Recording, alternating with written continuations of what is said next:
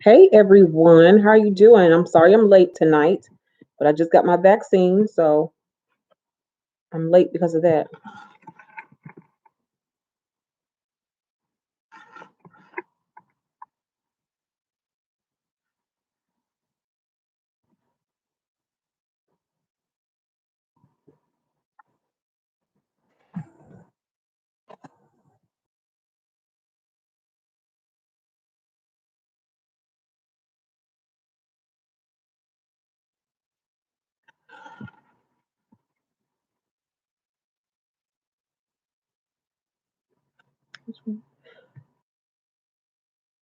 I got the Moderna. The vaccine is not as easy to get as some people say, at least not in my area. So I got the Moderna because of the fact that again, it just wasn't that easy to get. Some stores had or some pharmacies had the Johnson, not Johnson and Johnson. Some had the Pfizer, some had the Moderna, and I wanted to get the Pfizer for my son because that's all he can get, but places didn't have it. So I only got the Moderna just because that's all they had. And around here, it's just not that easy to get like I thought it would be. I thought it would really be easy to get the vaccine. Just walk in somewhere and everybody had an abundance of vaccines, but it's not like that in my area. So my arm is already sore. Just got the vaccine like an hour ago. Maybe not an hour, maybe, yeah, about an hour ago. My arm's already sore. I bought me some Tylenol so I could, she said I would probably have a headache. And I wanted to get it done today so that I could lay up this whole weekend before I go to work Monday. So that's the reason why I was trying to get it done on a Friday versus a any other day of the week.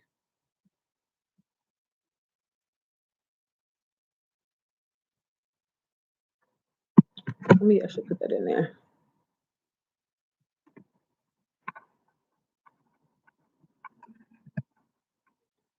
Thank you for asking, though. Have you got the vaccine yet?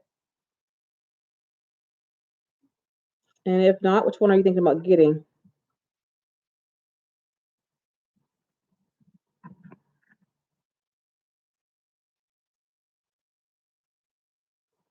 I actually plan to go live on TikTok as well here in just a minute. I usually do them both at the same time.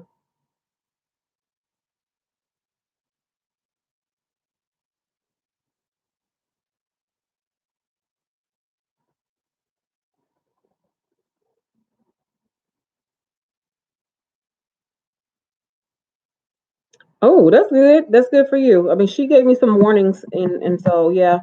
I mean, I guess it's whatever everybody's work schedule is, but mine, I want to be able to lay up on a Friday or Saturday, Sunday, be ready for work on Monday. So I knew today wouldn't be so bad, but I did figure the second one might be bad. So we will see. We will see what happens in, I think, in a month. Mine is 28 days. One thing I did notice though, I scheduled my son's appointment.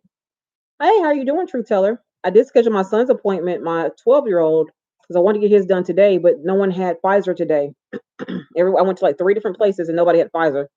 So that's frustrating because I really thought that they just had them just in an abundance. Like, I don't know. I just thought you just walk in and you say, this is what I need, and you got it. But that's not how it works. Not here anyway.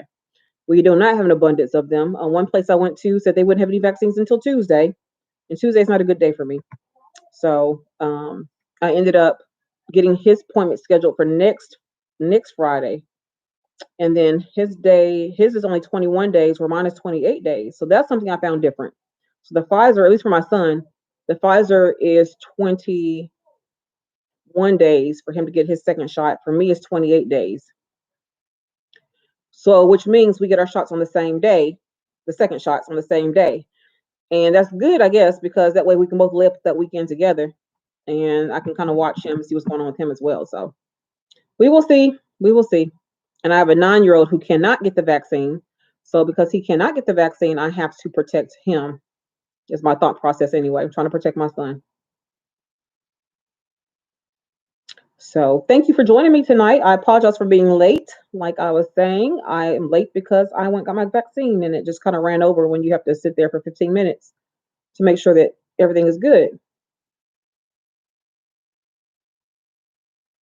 I will be going live on TikTok as well. So I'm trying to get that set up at the same time. But if you have any questions, want to talk about anything, I am here.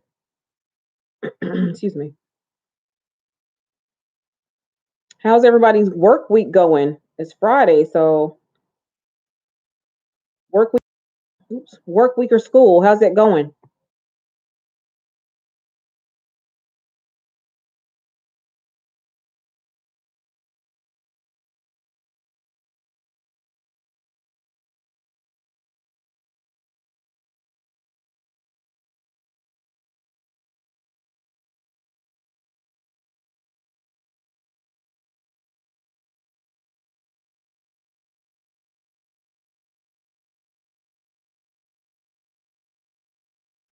Everybody having a good weekend, productive weekend, or about to have a good weekend?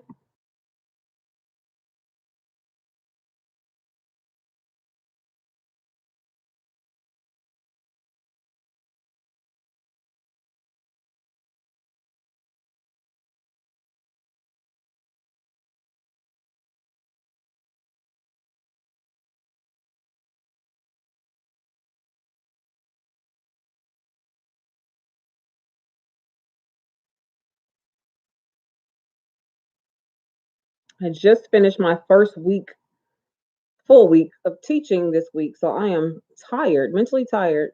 It's been a great week though.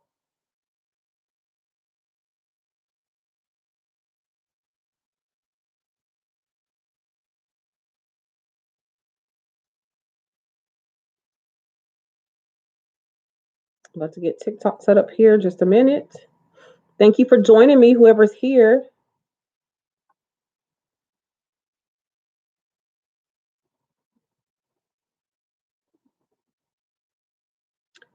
Welcome, whoever's here. Let's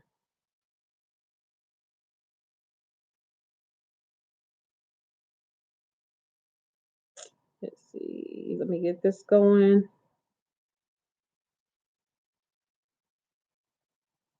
What's everybody up to?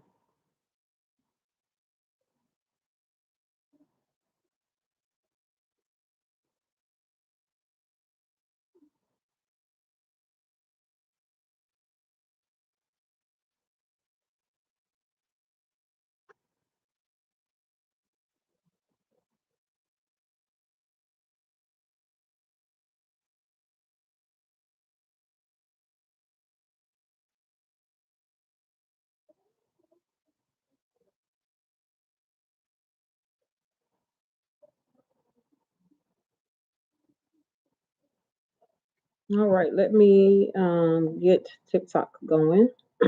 Excuse me.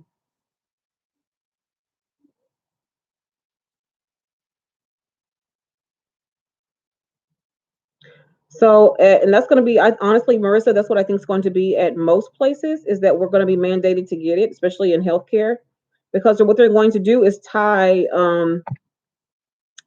reimbursement to tie reimbursement to getting the vaccine. So hospitals won't be reimbursed if their employees are not getting or not vaccinated. So I think that's coming down the pipe. They're already requiring that, nursing homes, I think nursing homes I think people there have to be vaccinated. The military now has to be vaccinated.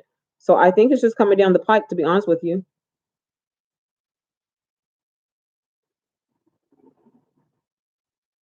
I believe it's really coming down the pike. So again, the only reason why I did it, I was actually going to wait until probably, sorry about that, the background, there's traffic, but yeah, and I agree. Some people are not happy about it, and I don't know what to tell them. I don't know what to tell them. If I'm doing it, if I don't do it for any other reason but to protect my child, then that's why I'm doing it. So like if you don't want to do it, so be it. But there's a consequence to not doing what is required to be a nurse in this situation or in healthcare, and they're gonna protect their bottom line. Is my personal opinion. So, excuse me, it is what it is.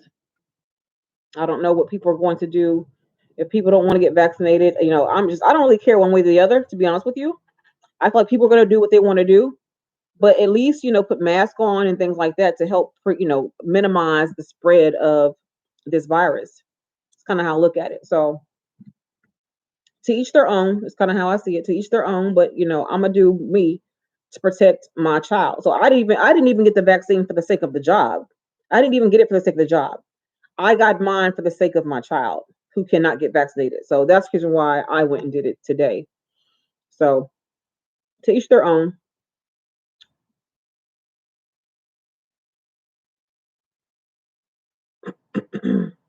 But yeah, like you said, it was bound to happen. All right, so I'm about to go live on TikTok. Let me move this over.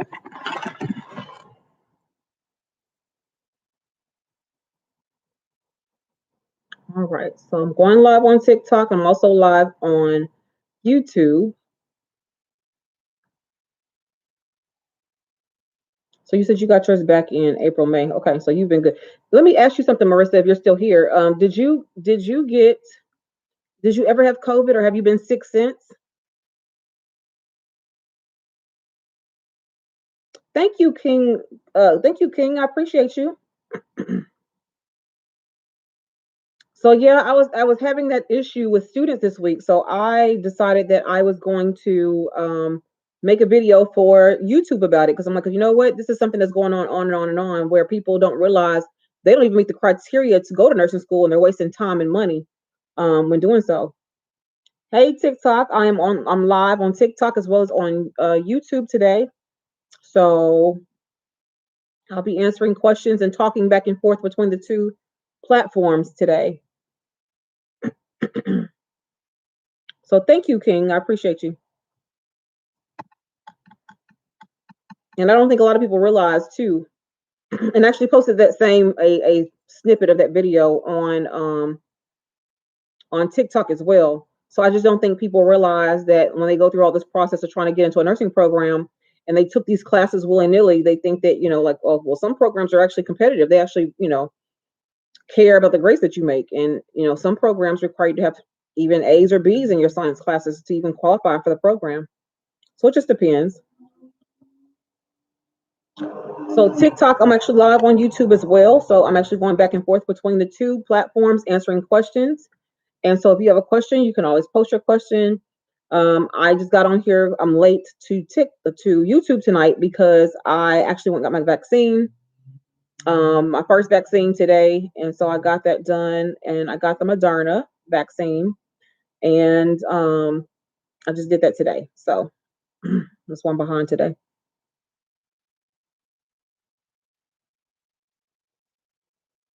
Hey TikTok, those on TikTok tonight. How are y'all doing? So King, where do you work to?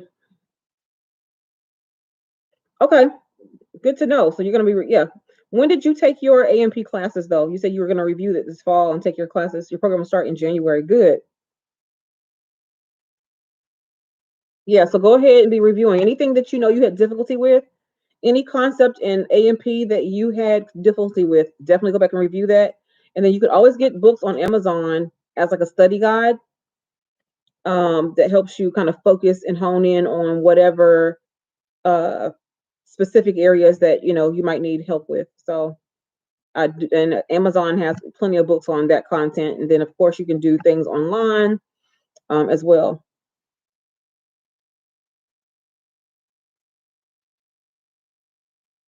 Hey TikTok, fall 2020. Okay.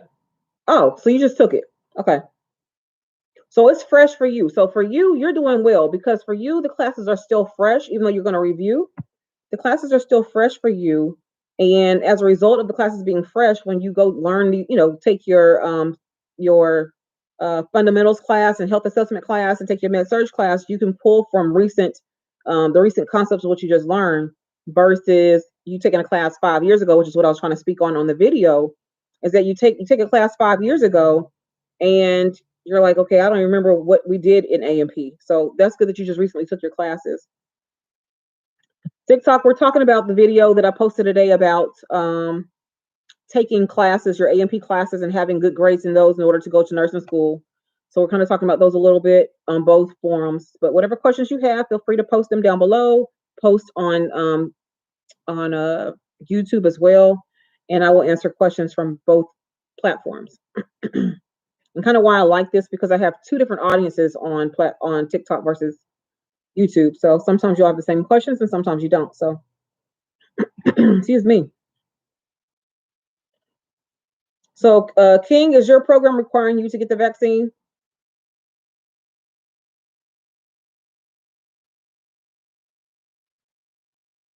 I got my master's first. So I got my master's, I got my BSN, then I started my MSN a year later, and I finished that in 2008. And then after that, in 2017, I started my DNP.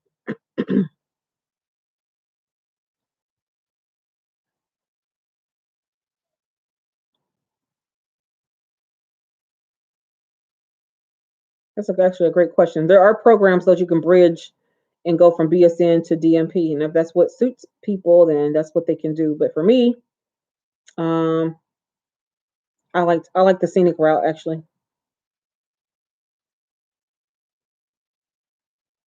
Okay, good, good. Yeah. If I didn't have any kids, if I didn't have anybody like that, I couldn't say I would have got it today.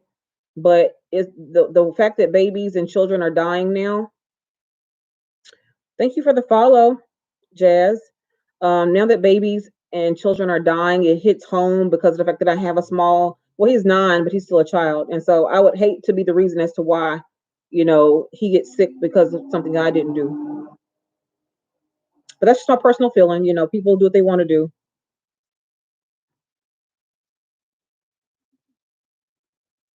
Unless they're gonna, I don't know. I don't think. Where did you get that information from that they're doing away with them? They're getting rid of them. Where is that coming from? Because your nurse practitioner programs are MSN programs. Your nurse educator programs are MSN programs. Your There's a lot of MSN. Midwifery is MSN. So a lot of your programs that you have would be at the MSN level. So unless they're planning on moving them all to doctorate levels, which I don't think they're going to do that, I don't really see them getting rid of all MSN programs. Now, if they got rid of some, maybe they feel like there's not, and maybe at a certain institution, a certain college, they find that is not as beneficial to them, that really not really getting any enrollment. That school may, not do that program anymore. But I don't see them, they may be getting rid of their programs because of enrollment issues, like people don't have an interest in it, so there's no point of them having a program. They'll put a whole program on hold because of that. But I don't really see a whole, like, the MSN is going to be done away with. I don't see that happening. Right. So King, exactly right. So that's the reason why we have students right now who claim they're not going to get vaccinated. So some of my students like, I'm not going to get vaccinated. Okay, well, guess what? If you go into clinical, you're going to have to, or you're going to drop the program. It's just that simple. So sometimes it's not really the school of nursing that requires the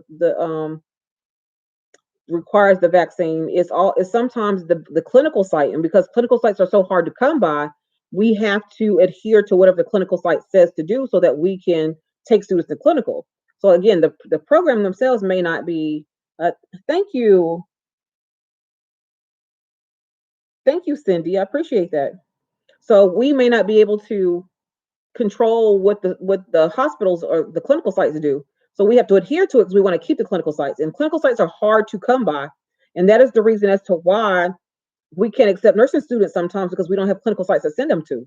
So, sometimes you got to make a decision. Am I going to get this vaccine because I want to? I mean, think about it. You're going to school to be a nurse, and we have all 50,000. Not literally 50,000, but we have all these other vaccines that we have to take. Vaccines and shots and things like that. So immunizations, MMR, Hep B, Tdap. We take so many vaccinations anyway. It's almost like the military, if you think about it. Almost like the military. They take a lot. So the CRNAs, okay, yeah. So CRNA programs are doctoral now. By 2025, all CRNAs have to be doctorally prepared. So there will not be an MSN for a CRNA. You have to have a doctorate degree to be a CRNA. So the people that I went to school with, I just finished school in 2020, and the people I just went to school with, they all have their doctorates as CRNAs. That's the new protocol. So I think some programs may stop their MSN, but I don't see MSN leaving altogether. That's what I'm saying. Right. Exactly right. Pretty Miss Reese. That's exactly right because is they're going to get tied to reimbursement because of this. And if I've said this in another video, if you happen to um not be vaccinated and you give a patient COVID as a result of you not being vaccinated, that hospital may not get reimbursed for that. So they want to make sure that to protect their bottom line that they do that. Thank you so much for that, Rose. I appreciate you. Um, so yeah, so some programs will make it mandatory because they don't want to do. Hey, how are you doing, Katina? Some nursing programs are making it mandatory because of the fact that they already know it's coming up the pike. So while some nursing programs are kind of like playing with the idea, like, okay, should we make them or should we not? I wish ours would simply say, if you want the vaccine, if you don't want to get the vaccine, don't enroll right now or find another school because it creates so much confusion when you have a program that's kind of wishy-washy or, well, if we have a site that requires it, then we're going to have to. Well, guess what? A lot of the sites are going to require it in order to go to clinical, especially when it comes to our nursing homes. We take our fundamental students to nursing homes to learn how to do ADLs and bed baths and on and on and on. Okay, well then, if you get COVID or the flu in a nursing home, you can clear that place completely out. So I can already tell you they're not going to sit there and have, students coming in with no vaccines. You're not going to be able to take care of those patients. Yeah, right. So Abina, yes. CRNAs have to get the DMP. So that's the reason why I say, I don't think MSN programs are leaving. I think that some programs are changing. Even nurse practitioners. If you want to be a practicing nurse practitioner, you're gonna have to get your doctorate as well. So you may enter, I don't know if they're gonna change your programs completely, but they have to get their doctorate. They have to go all the way. So nurse practitioners don't just stop at the master's degree. They're gonna be required to eventually get their DMP to continue to practice. So CRNAs and and nurse practitioners will be required to get their doctorate. So yes, becoming mandatory or federal reimbursement. Yep, that's what I was just saying earlier. That's exactly what I was just saying a few minutes ago. That there's going to be required, and hospitals, so that why would a hospital don't care for nurses in a sense anyway. So why would they sit there and let you be a liability to them? So that's the reason why they're okay with everybody walking. They're okay with everybody walking. They're okay with, they're not going to give you the option of, and I'm not here to preach one way or the other. I'm just trying to speak the facts. So if you're someone who does not believe in it, so be it. That's you. If you're somebody who does believe in it, okay, that's you. I'm just trying to explain as to why, um, why hospitals are going to push for it because of the fact that it comes down to their bottom line. Right. It's going to hurt the LTCs. You're right. Because like I was saying, they will clean, a virus, any kind of virus will clean out a whole LTC. The flu will clean out a LTC. The any kind of virus, a stomach bug will clear out a LTC. They're already vulnerable population anyway. I know, you're right. Not being available, yeah. That's exactly what they'll do. They'll hire new grads and then pay them much cheaper because they want a job. They're not going to demand the things that we demand, and they'll pay them a whole lot cheaper, burn them out, and then change it again to a whole new group of new grads. Uh, yes, yes. So is it if you get your own practice? Okay, I thought if you wanted to continue to practice, period, as a MP, that you have to get your doctorate. But okay. Um, Yeah, I mean that's what's going to happen, King. I mean, we're going to have people, and that's what they're trying to prevent. They're going to say things like, "Okay, well, if you don't get your vaccine, and you cause somebody to die because of you not getting vaccinated, that's going to be blood on your hands." Is how they're going to put it. That's going to be blood on your hands, and I would want that on my hands. So if I don't want that on my hands, I either leave that area of nursing altogether, or I'm going to go ahead and get vaccinated, one way or the other. So you have a choice. You actually have a choice, but just know either choice has consequences. We all have choices. It's just that either choice has a consequence.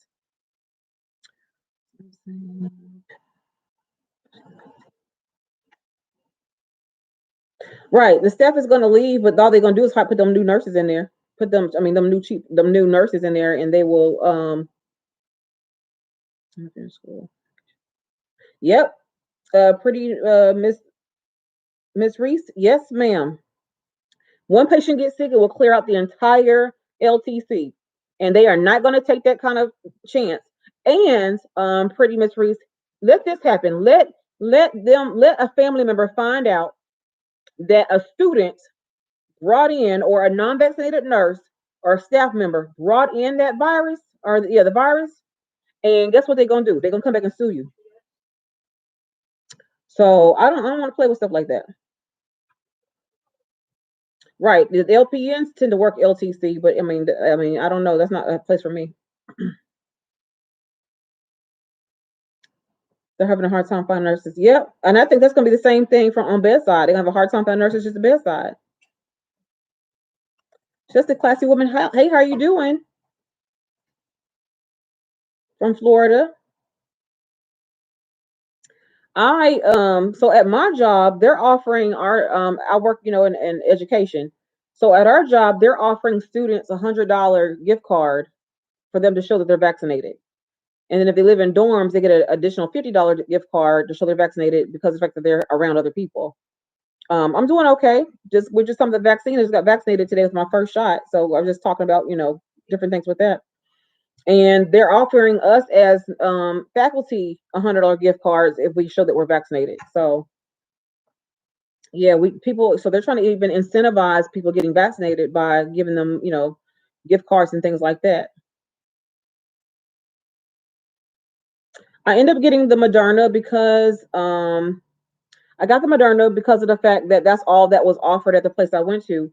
I was under the impression, and I'm wrong, I guess, but I was under the impression that you could just walk in anywhere that actually gave vaccines and they were just abundant. I just knew they were just abundant. Didn't matter what time of day, what day of the week I went. I thought they were really abundant, and they're not. They're not. At least not where I live at. They're not abundant. You have to make an appointment, and they saying all these walk-ins are available, but you have to make an appointment. And then the Walgreens that I went to was around the corner. Was the next appointment is not till Tuesday. They don't get any more in till Tuesday.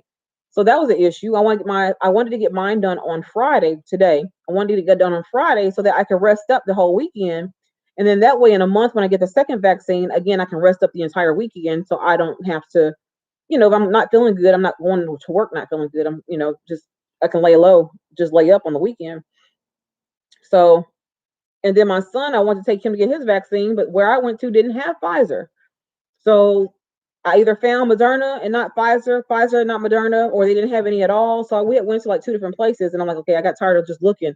Again, I just thought you could just walk in somewhere and say, okay, I want a vaccine, and they're gonna give it to you. That's not how it works here. So I wasn't really happy about that. But so I made my next appointment is in a month.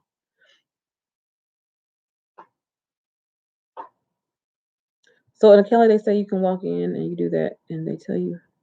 Yes, that's what happened today. I mean, literally, I'm like, okay, you got all these big old signs that say, all these big old signs that saying walk-ins available, and then you get up to the lady and she says, did you schedule an appointment? I'm like, the whole point of was to walk in was to walk in. That's what the signs say. Right now. Well, Christina, you're gonna have to do what's best for you, to be honest with you. You're gonna do what's best for you.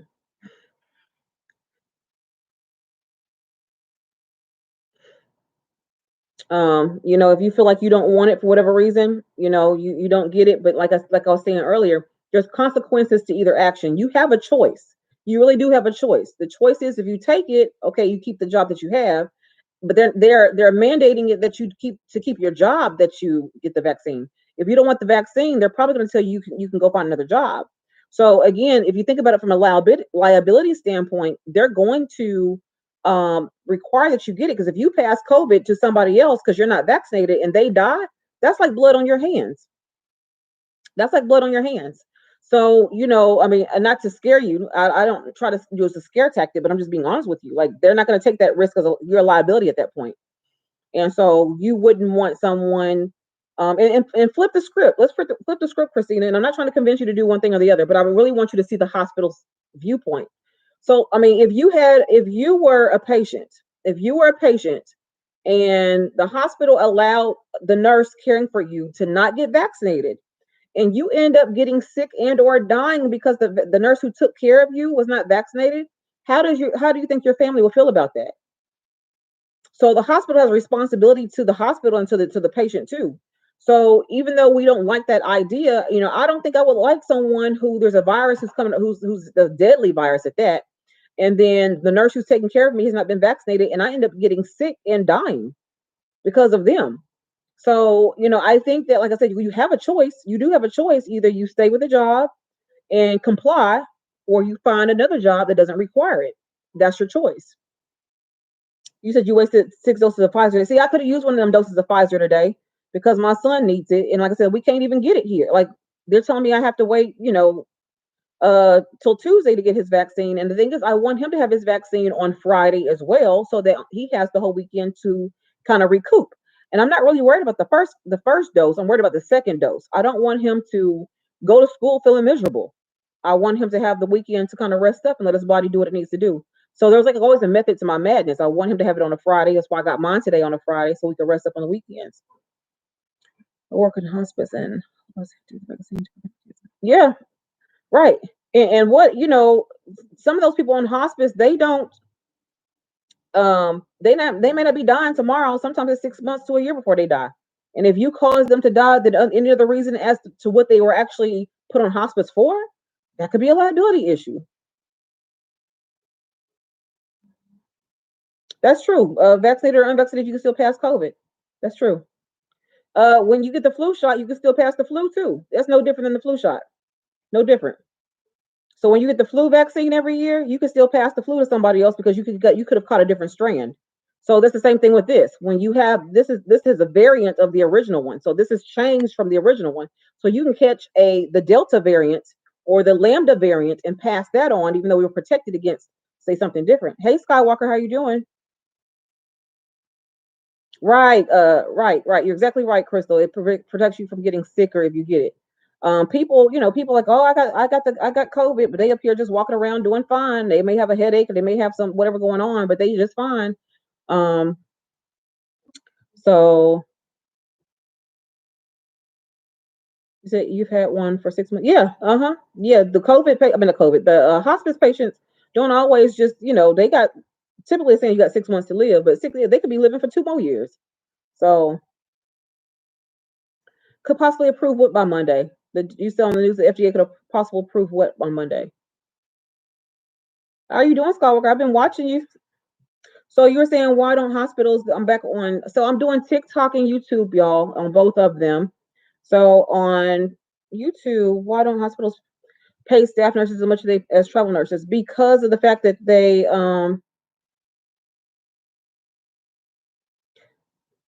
right, right. My question is though, you said that you saw on the news that FDA could possibly approve. Oh, meaning that the vaccines are FDA approved? Is that what you're saying? That the vaccines are actually FDA approved? I get it now. I'm a little slow. I get it. So, good point. If the FDA approves it, but you know what? When we talk about the FDA approval, so you're gonna let me go. Hey, Skywalker, you have a good day. If we worried about FDA approval, but the vitamins that you take, the vitamins that we all take, are not FDA approved. We take these vitamins all the time. These gummies and all this other stuff we take in, this zinc, all this stuff is not FDA approved. So people be worried about some of the wrong things at some points. All right, so back to King. You asked the question about why don't hospitals pay staff nurses as much as travel nurses. That is a great question. Um, and really, it comes down to the bottom line. They are trying to save money because we don't use travel nurses. The goal is not to use travel nurses all the time. The goal is to use them in fluxes of when you have the true purpose of a travel nurse, to be honest with you, is when your unit is for some reason experiencing a surge in patients and census and you need extra help. Or we use travel nurses sometimes when sometimes you're going through a new program, like you're changing programs altogether, and they will hire some travel nurses just to fill in the gaps until the staff is trained to do the new program, charting as an example. But in recent times, because we can't keep people at the bedside, they're having to pay because they have to have somebody to bring, somebody to take care of the patient. So they're going to hire the travel nurses or agency nurses as well.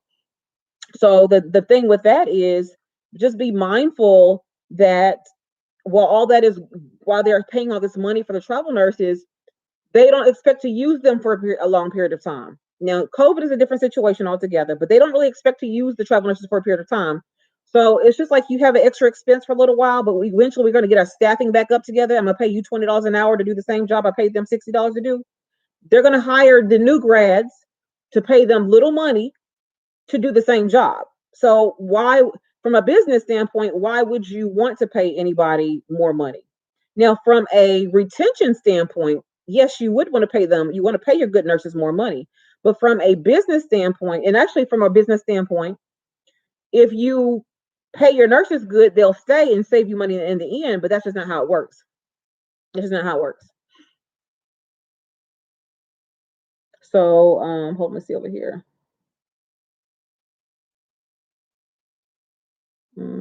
Let's see. They can't federally now because you can't mandate. Oh, okay, okay. I get it. They can't mandate an experimental drug. Okay. So hopefully, King, that answers your question. It's not really a cut and dry answer to that. It's just basically that it's about money. Everything in healthcare is literally about money. Everything. There's nothing that you can think of in healthcare that money is not tied to it. Hey, Miss Parker, how you doing?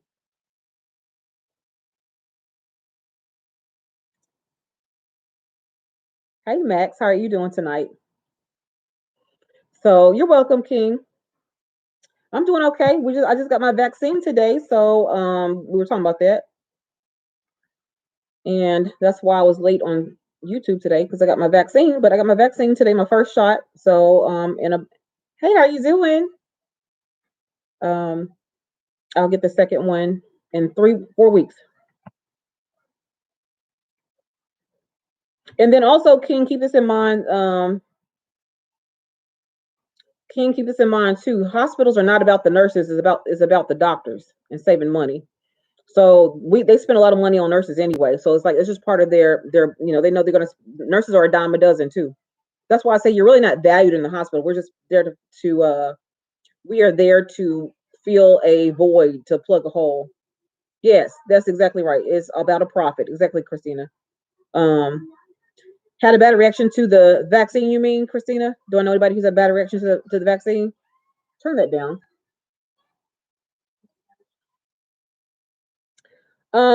What made me get it? I got it because I had to protect my child. So I have a 9-year-old who cannot get it. So I have to protect him. That's what we do. And it would really hurt me if I knew that I'm the one. Let's say I brought it. I'm teaching. I'm with students all the time. Those students don't get vaccinated a lot of times. And if I catch it and I bring it home to my son who can't get vaccinated and he dies, that blood is on my hands, and I couldn't live with that. I could not live with that, and that's just the point blank truth. I couldn't live with it. I couldn't live knowing that I'm the one who caused my son to die.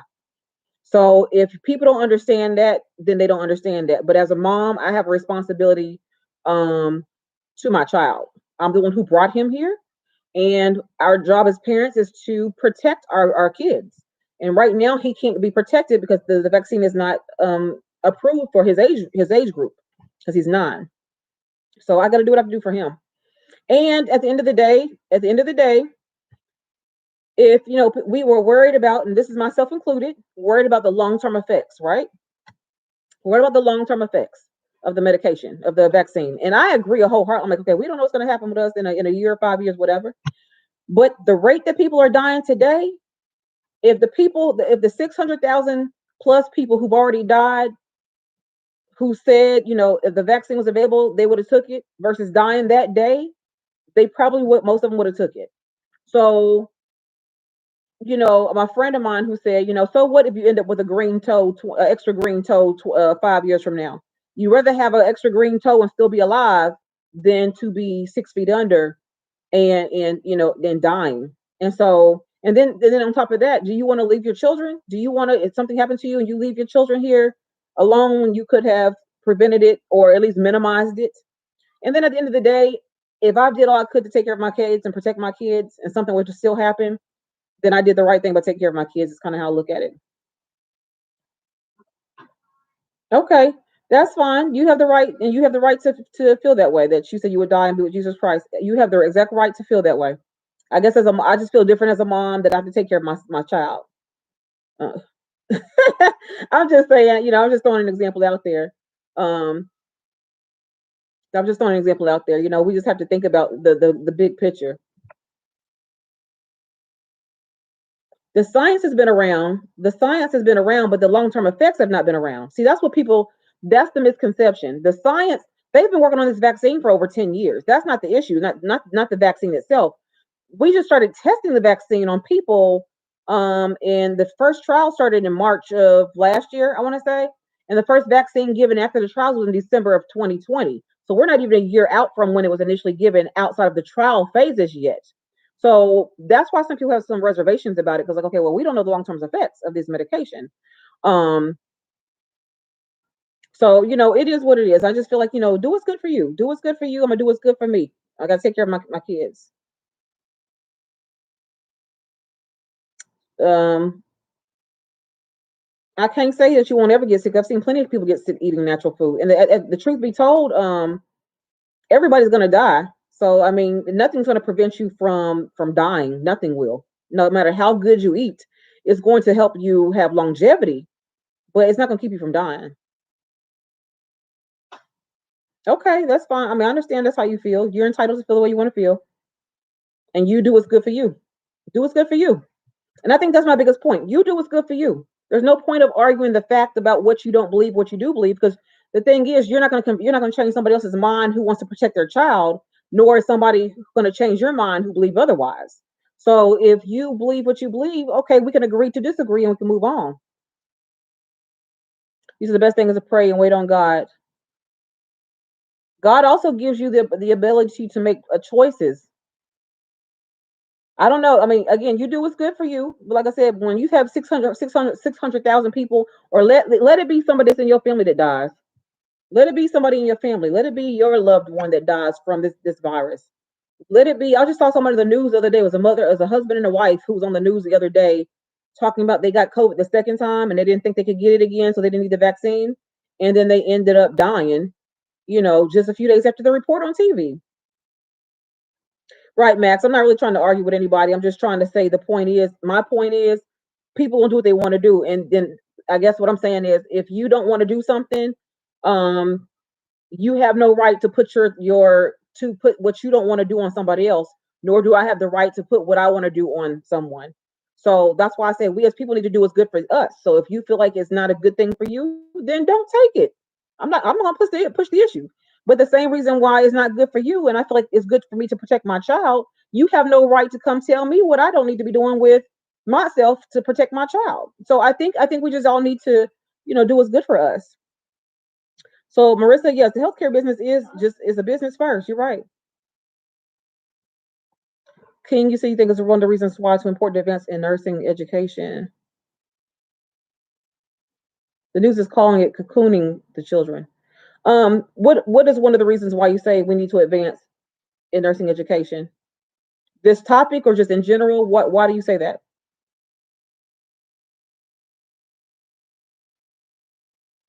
Yeah, God, I mean that's true, but the thing is, at the end of the day, if at the end of the day, because you just have user number on there, at the end of the day, if you don't want to take the vaccine, don't take it. That's it. It's just that simple. It's just that simple. If you don't want to take it, don't take it. It's just that simple. But don't complain about the consequences. The people in the news are saying, okay, well,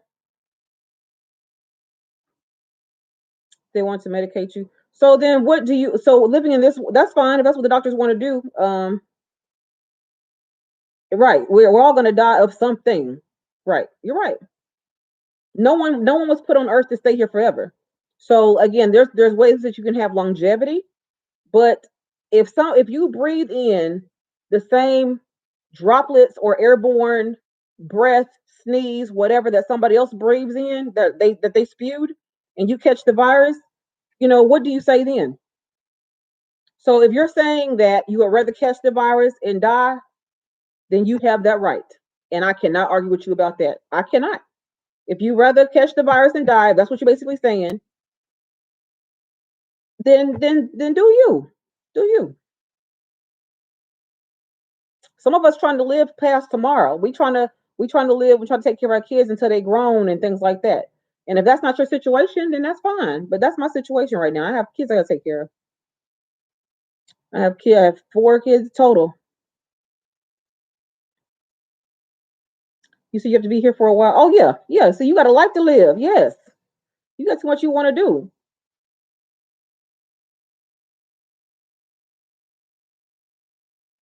That's true of anything. And Zeno, you said if you eat processed food contains chemicals, you can easily get sick. Okay, that's probably true.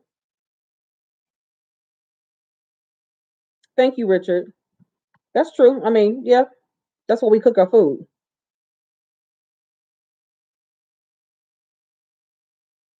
I guess what I don't understand is if you all are whoever's passionate about not getting it, why are you trying to convince people? Why are you trying to convince people not to get it?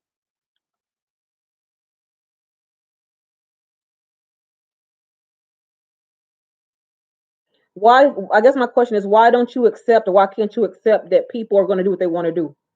So you live your life accordingly to the laws, whatever religious um components that govern you, and everybody else is going to do the same. And we can all agree to just agree to disagree.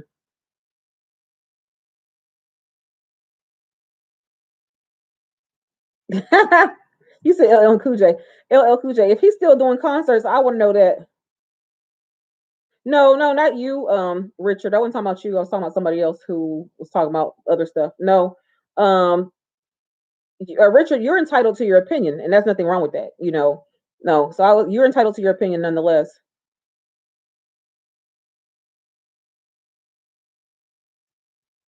Now, and Zeno here, what are you talking about? You can get healed from any disease. Energy is powerful. I agree with you on that. I agree with you on that.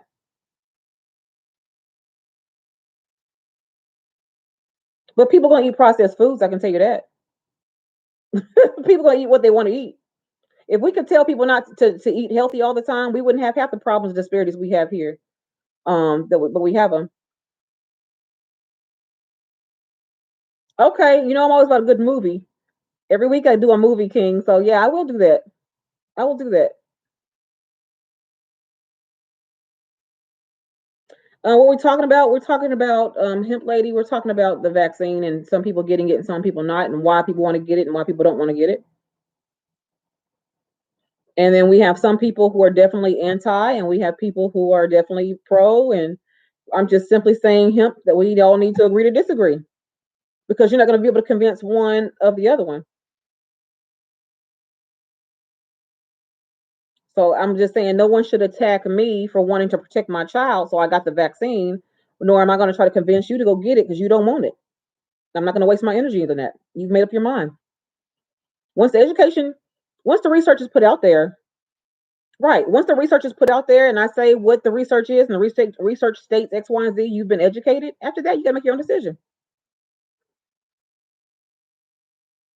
Do what's the best for you, right? And for me, I'm protecting my son. I have a son who cannot get the vaccine because he's 9, and because he's 9 and can't get the vaccine, if I was to bring that virus home to him and he died because I brought the virus home to him, don't you know that blood is on my hands? Yeah, you gonna pull up? No, it's not that. Right there you go. Yeah, our healthcare is our business. You got to move accordingly.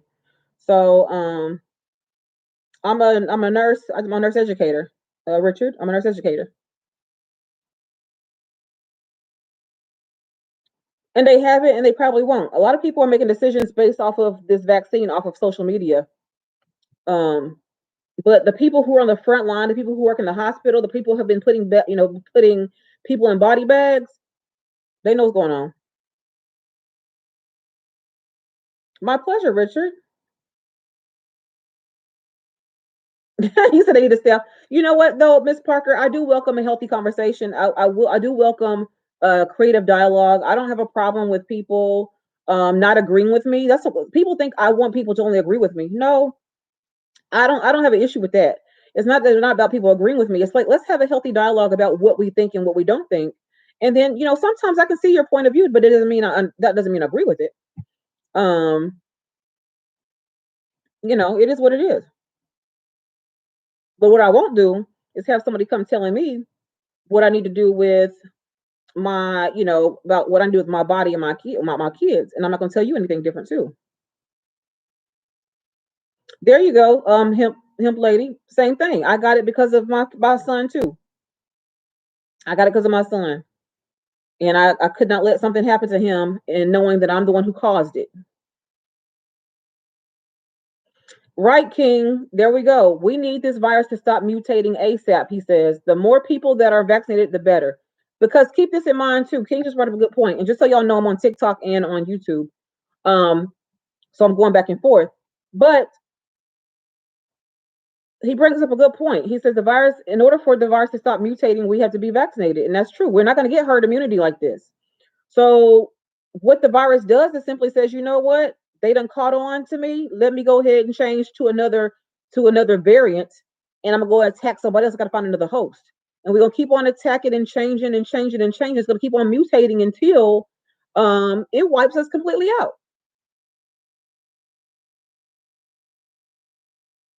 Thank you, April. I am very outspoken. That's what people hate about me though. I am. I'm very outspoken. I'll tell it just like it is.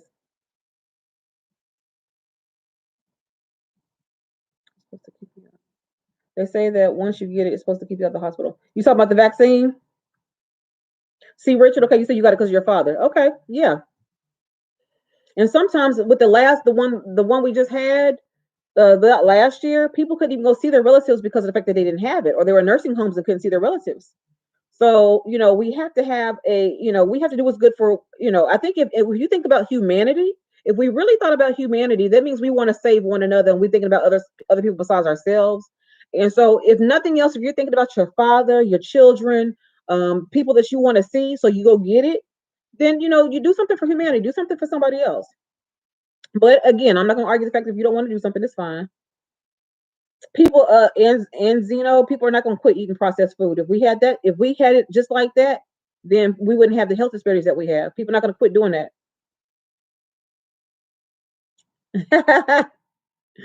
I appreciate you, Max. Right, exactly. Paul is replicating. You're right.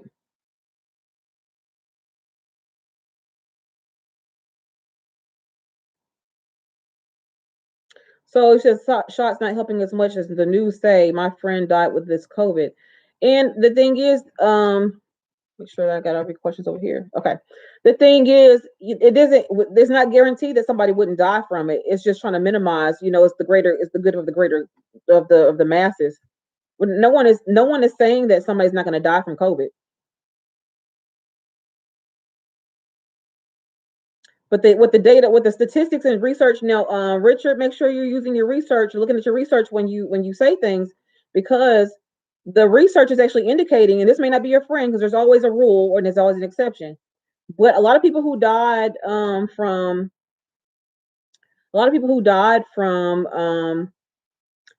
COVID after getting the vaccine, they already got the vaccine, then they get COVID and they die. A lot of those people are the ones who are already immunocompromised and had other health issues to begin with.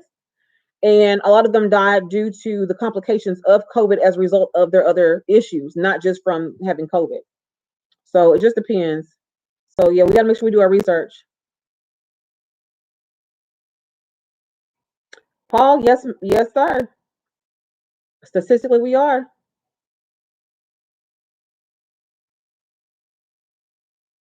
I agree with you. We all ate better, but we're not. See, I live in the real world where I see patients all the time who they have diabetes. You could have cut a whole leg off because of their diabetes, and they're gonna sit there and still be happy and go eat their bad food and have them cut the other leg off too because they go, like they. I've had somebody tell me they're gonna die regardless one day. So you can't, we always thing we can do is educate people, and once we educate people, if they still don't want to do it, we can't make people do nothing. Even as a nurse, I can't make nobody do anything they don't want to do. Oh, thank you, Max. Thank you.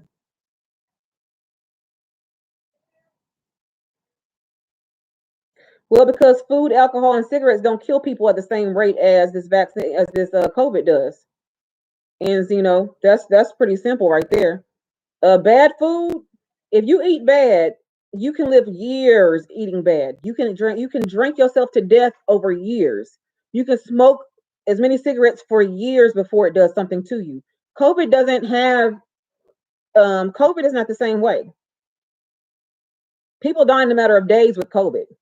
People on the vents for 2 or 3 months with COVID. People don't go on vents for food, alcohol, and cigarettes like they are with COVID. So that's not a good comparison. Okay, well, Richard, your friend was the exception, not the rule.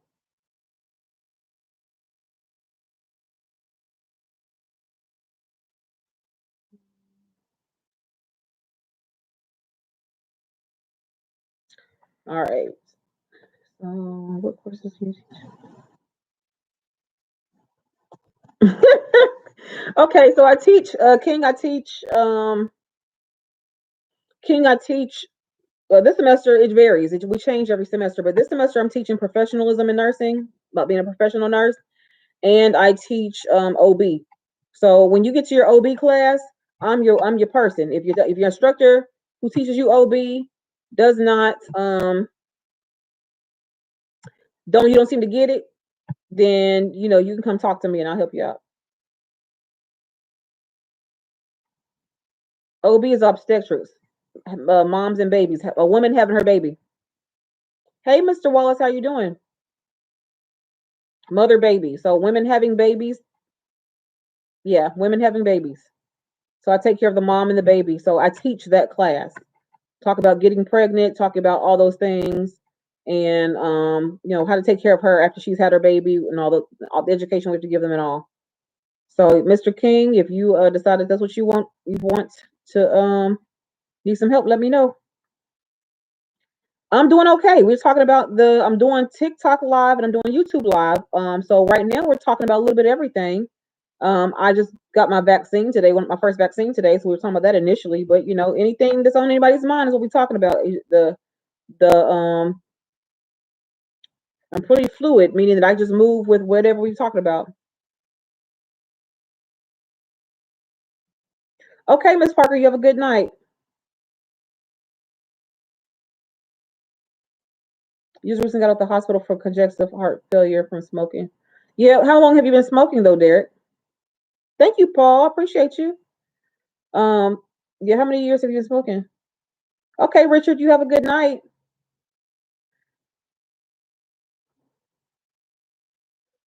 Like Khan Academy. Oh, I heard about Khan Academy type videos. Okay. Yeah, Mr. Wallace, they told me my arm will be sore too. They thought you had COVID. Okay. They said my arm will be sore tomorrow. I'll go back to your room. No. So yeah, we'll see. Tomorrow my arm that's the reason why I got it today on a Friday. My whole point was to get it on Friday. Okay, yeah. So Derek, 35 years, yeah. And that's what I was saying to Anzino. Anzino was saying how, they're not pushing this issue when it comes to alcohol, cigarettes, and food. Um, and I was saying that, when it comes to cigarettes, it's years before something, you die of lung cancer and things like that, or heart failure or something like that. It's not like people falling off like with COVID. Thank you, Anzino. I appreciate you. Yes. Did they test for COVID or just think?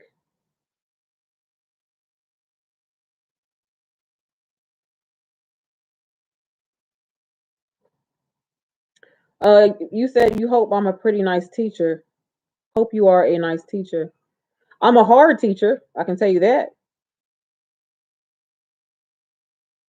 I'm a very hard teacher because we need people who are competent to take care of patients. And so I'm not an easy teacher by any means, and easy don't mean mean either. So people who know me know I don't play when it comes to education. I don't play. So my students, they may not appreciate me the day they in class, but they will appreciate me when they graduate and get to the real world. So nice is not. So I know you probably meant something well when you said nice, but nice is not the word I'm not going for. I'm not going to be nice. I'm not going to work to um I'm not going to work. I'm not going to teach my students and want them to think of me as nice. I could care less if they think I'm nice or not. I could care less if they like me or not. We have to get out of that mindset that a nice educator or a nice teacher is a good one. Because a lot of times your nice ones are the ones who don't really push you. A lot of times your nice ones are the ones who set the bar so low for you because they don't want to do any work. But I set the bar very high for my students. So a lot of times they don't really care for me because I'm like, this is what you're gonna do. I walked into class on Monday, um, no Wednesday. I class on Wednesday, and the first thing I said is, everybody cut your phones off and put them up. Them students looked at me like I was crazy because I said, turn your phone off and put them up. You're here to be educated. You're not here to be playing on your phones and scrolling and carrying on. So somebody could think that's mean, but it is what it is because you're here to get educated, and that's what I'm here to do. So if I have to give you my time for 3 hours and talk for 3 hours to educate you about whatever the subject matter is, I expect you to listen because that's what I'm here to do. So I know. So I mean, you talk. Hope I'm a nice teacher. You by your definition, probably not. Probably not. Like a king said, hard teachers are the best ones. The ones that are hard, I say mean, hard teachers are the best ones because they're going to make sure that you get through it. They're the ones you can come to the office and say, okay, I still don't understand it. Okay, come on, let's go ahead and do it again. Let's go over it again. So yeah, I'm not an easy teacher at all. We're not here to be liked. Another thing, Christina, people also get that mixed up with nurses too. So actual nurses, they'll think that a nice nurse is a competent nurse. A nice nurse does not mean she's competent or he's competent. That's something else we got to get away from. Thank you, Mary. Um, Nice, we have to get away with we thinking nice means good in terms of how you teach, or nice means competent in terms of how you care for a um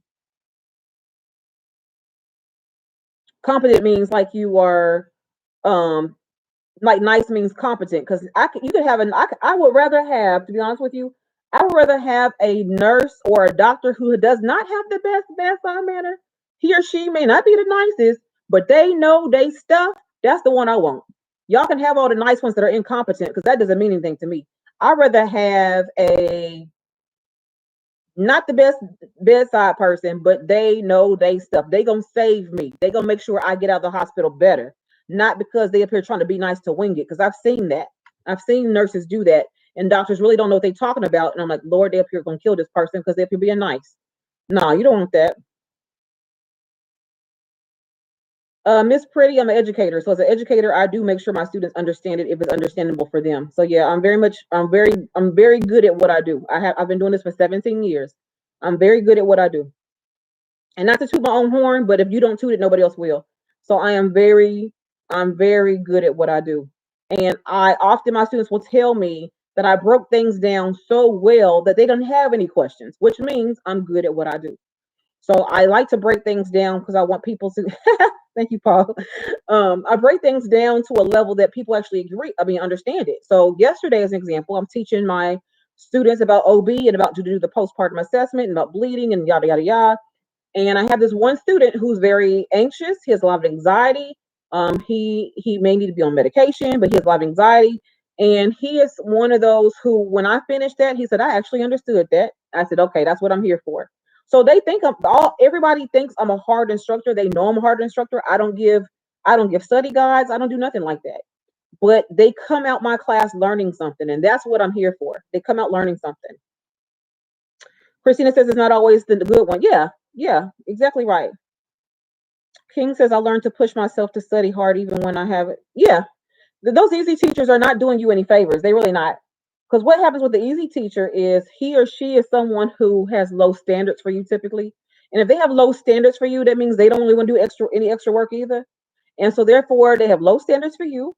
They have low standards for themselves. And if you kind of get by and if you only make a C, okay, well you pass the class, that's all they care about. Me on the other hand, I want you to do the best you can. If the best you can is a C, but you did the work best you can, well, you earned that. So you did a good job. If the best you can is an A, then that's the best you can. But I'm always available to my students, though. I'm always available to my students. Good. Yes. And it's only yeah, exactly. I like that. You need to study energy. If you work 40 hours, you get a full check. What do you mean? Do I work 40 hours? If I work 40 hours, do I get a full check? Oh, you study 40 hours, you have an 8. Okay, I got you. I understand what you're saying. I get you. You said I was in nursing school, but my teacher did not break for me to understand. Okay, did you go to that teacher, that instructor, and say I don't understand? Like privately, go to their office or do their office hours and say, you know what, I need some extra help. Did you do that? You did. Okay, then you didn't have a good instructor then. So don't equate niceness with someone who won't help you because um yeah, you said yeah you did that you did go to her office. I got you. They're just not good instruct. He or she may not have been a good instructor. Maybe they didn't really care whether you understood it or not. So that's what I'm saying. Don't think that somebody's nice means that they care because it could mean farthest from it. I know instructors who are very nice, but if you got an F in a class, that's on you. They don't care about that. So yeah, and so if that's the case.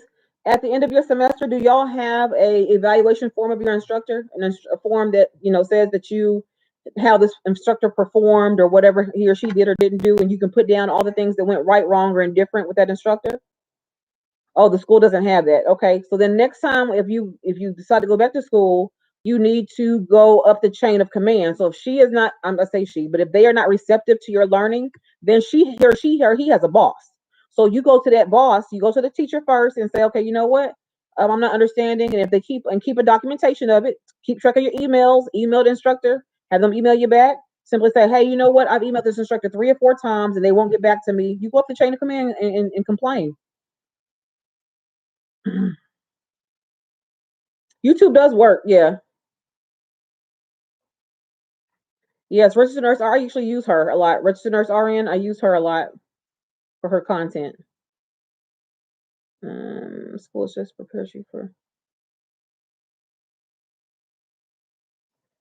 Well, I don't. Anzoni, I'm not sure what you're talking about because nursing school is geared towards you being a nurse, even though it doesn't fully prepare you for nursing, but it does prepare you for being a nurse. Hey, Ray Tay, how are you doing tonight? So so yeah, rn.com, registerednurse.com. She's great. Her name is Sarah.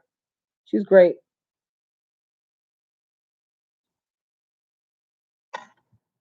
Um, okay.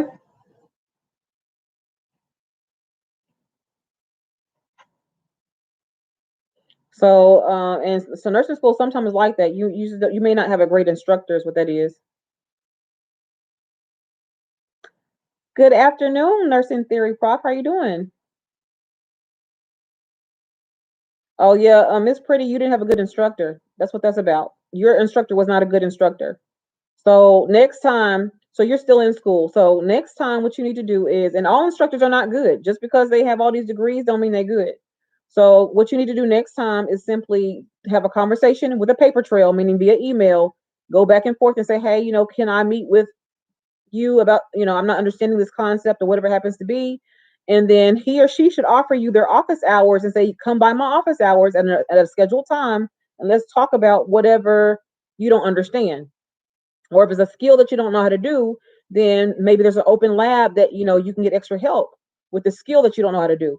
But at no point in time should any instructor just kind of blow you off and have you teach it yourself. That's what they're getting paid to do. You're paying them to teach you. So maybe you need to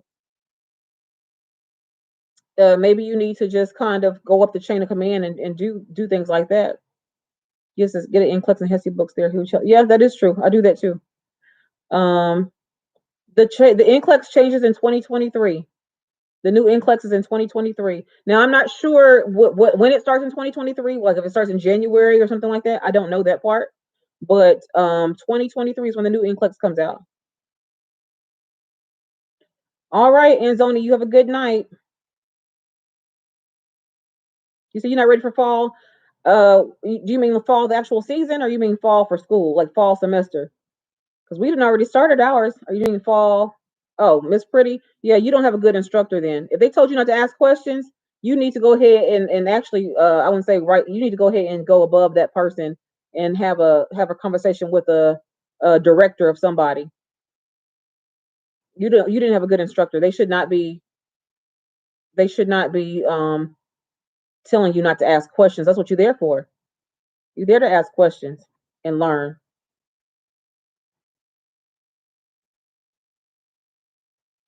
Christina said, "What new Nclex in 2023? There is going to be a new Nclex called Next Gen that's coming out in 2023."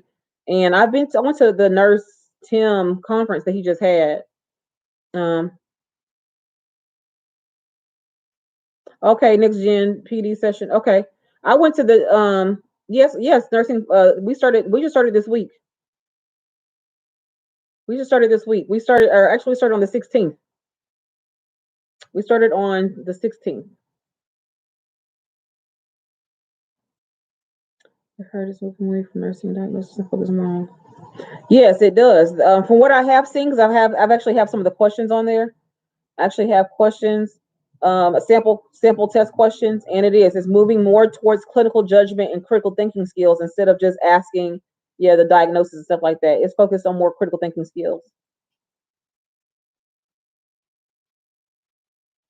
Miss Pretty, your instructors, whoever that instructor is, was not a good instructor.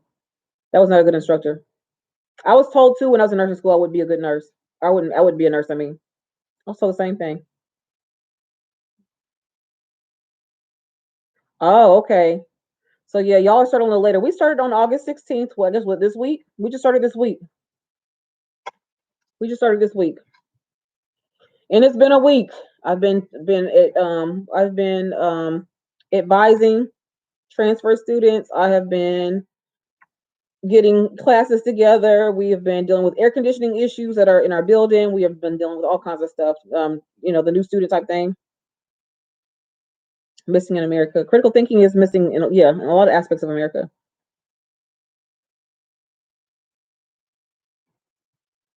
Oh, go back in September. Okay. Yeah, we just started here in the middle of August. So Christina, yes, there is a new Nclex. The T's I don't know about, but I knew there was a new Nclex.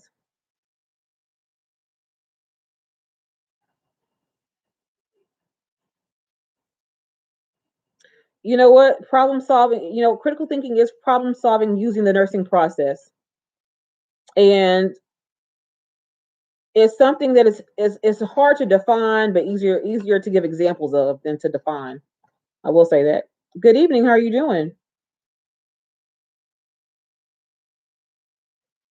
Okay. Yeah, I know we had waived the T's for a period of time because of the fact that um because of COVID we had waived it, but now we are requiring it again. So I'm telling everybody, go ahead and get your T's done. Go ahead and get that done early. My pleasure. My pleasure.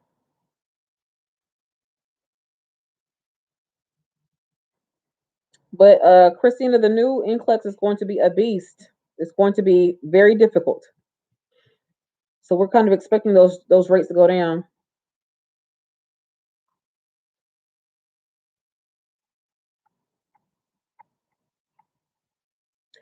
Well, that's part of it.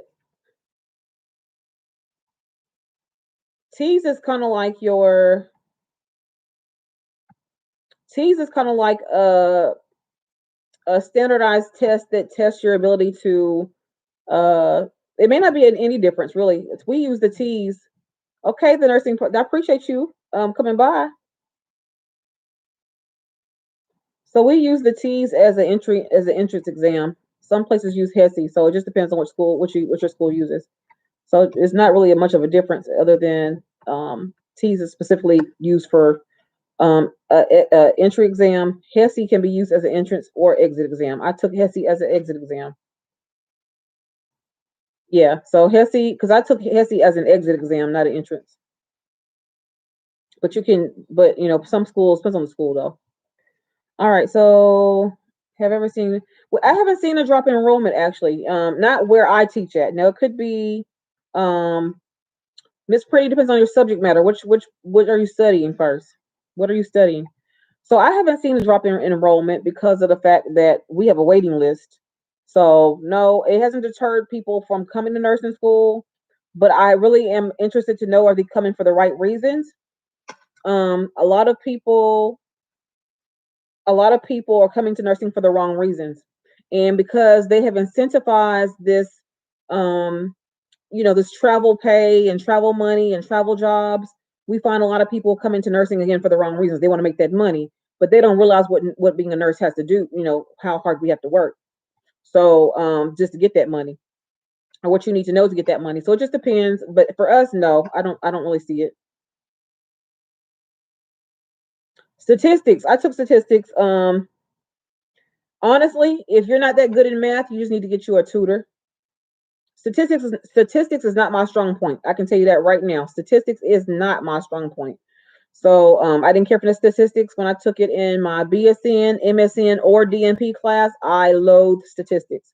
So you just have to get you a tutor, because that's what I had to do. I got me a tutor this last time, and it really helped. Right, Mr. Wallace, they have no idea what they're getting into. They're getting in for the wrong reason. So I haven't seen it yet, a decline.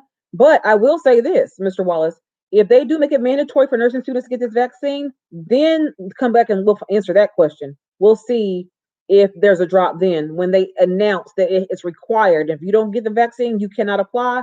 That's the day I'm waiting on. If that happens, then I'm interested to see what happens at that point. So, Miss Pretty, what I suggest you do is get you an Nclex book. You can buy Nclex book on Amazon, and just work on those questions, just answer those questions. When it comes to study, use your textbook to study, but are you reading it? You have to understand that nursing is not about regurgitating facts. It is reading it to comprehend, but you have to apply it to a situation. So it's not just it's not just saying what is COPD. You have to know how to explain it to somebody else, and to know the mechanisms behind COPD or whatever happens to be, and know what medications go along with it. It's complex, is what nursing is, very complex. So there's not a easy way to study. You just have to get in there and do it. And so you need to know the medications associated with it, the nursing interventions, the nursing considerations, other disciplines involved. It's just a lot. So get you an Nclex book, and then also just read your content and for understanding, and then be able to explain it to somebody. When you can explain it to somebody, typically you know it in your own words. Oh, you take OB, maternity P's. Yep, that's what I teach this semester, OB. A lot of people, yeah, a lot of people are for the money. And I can't say, um, I can't, I'm not saying that you don't want to go to a job that makes money. That's not what I'm saying. You do want to go to a job that makes money, but if that's the only reason why you're here, there's no amount of money that's going to prepare you for what you have to deal with. And then when you lose your license in the process because of the fact that you just for the money and you didn't learn anything in school, and somehow you passed this exam, um, that's when we're gonna really know. Yeah, you have to have a passion for nursing. You really have to have a passion for helping people. Because when you get spit on and you get kicked and cursed out by patients that you're trying to help, that's how you know if you're really built for this or not. That's how you know if you're built for this. Um, you said there's a mental component. Yes, Mr. Wallace. To me, they don't teach that component. I wish. I mean, you do take mental health, but you take it in the aspect of the patient. There's nothing in nursing that prepares you for mentally what you're going to go through in school and after. And I think you make a good point about that. So for me personally, Mr. Wallace, I always educate about the mental component when I'm with my students. Every instructor does not do that, but I know the toll that it takes on you mentally and physically, and sometimes even your own health and spiritually, that I educate about those things so people can watch out. Like, it's normal to feel like I'm overwhelmed. It's normal to feel like I don't get it. It's normal to feel like I'm a failure. It's normal to be um I just said overwhelmed, feel like a failure. It's normal to have anxiety. Um, it's normal to have all these situations come up, but then how do you handle the situation? And nobody teaches you how to handle the situation after that is the issue. And besides telling you to get on meds, they'll tell you to get on meds real quick. You said you made a D in statistics? Yep. I mean, statistics is not that easy.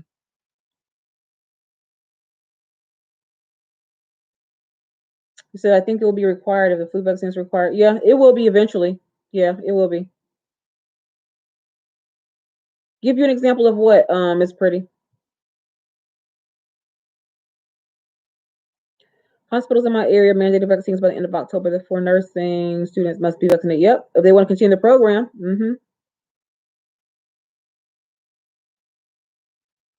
They do the bare minimum at work.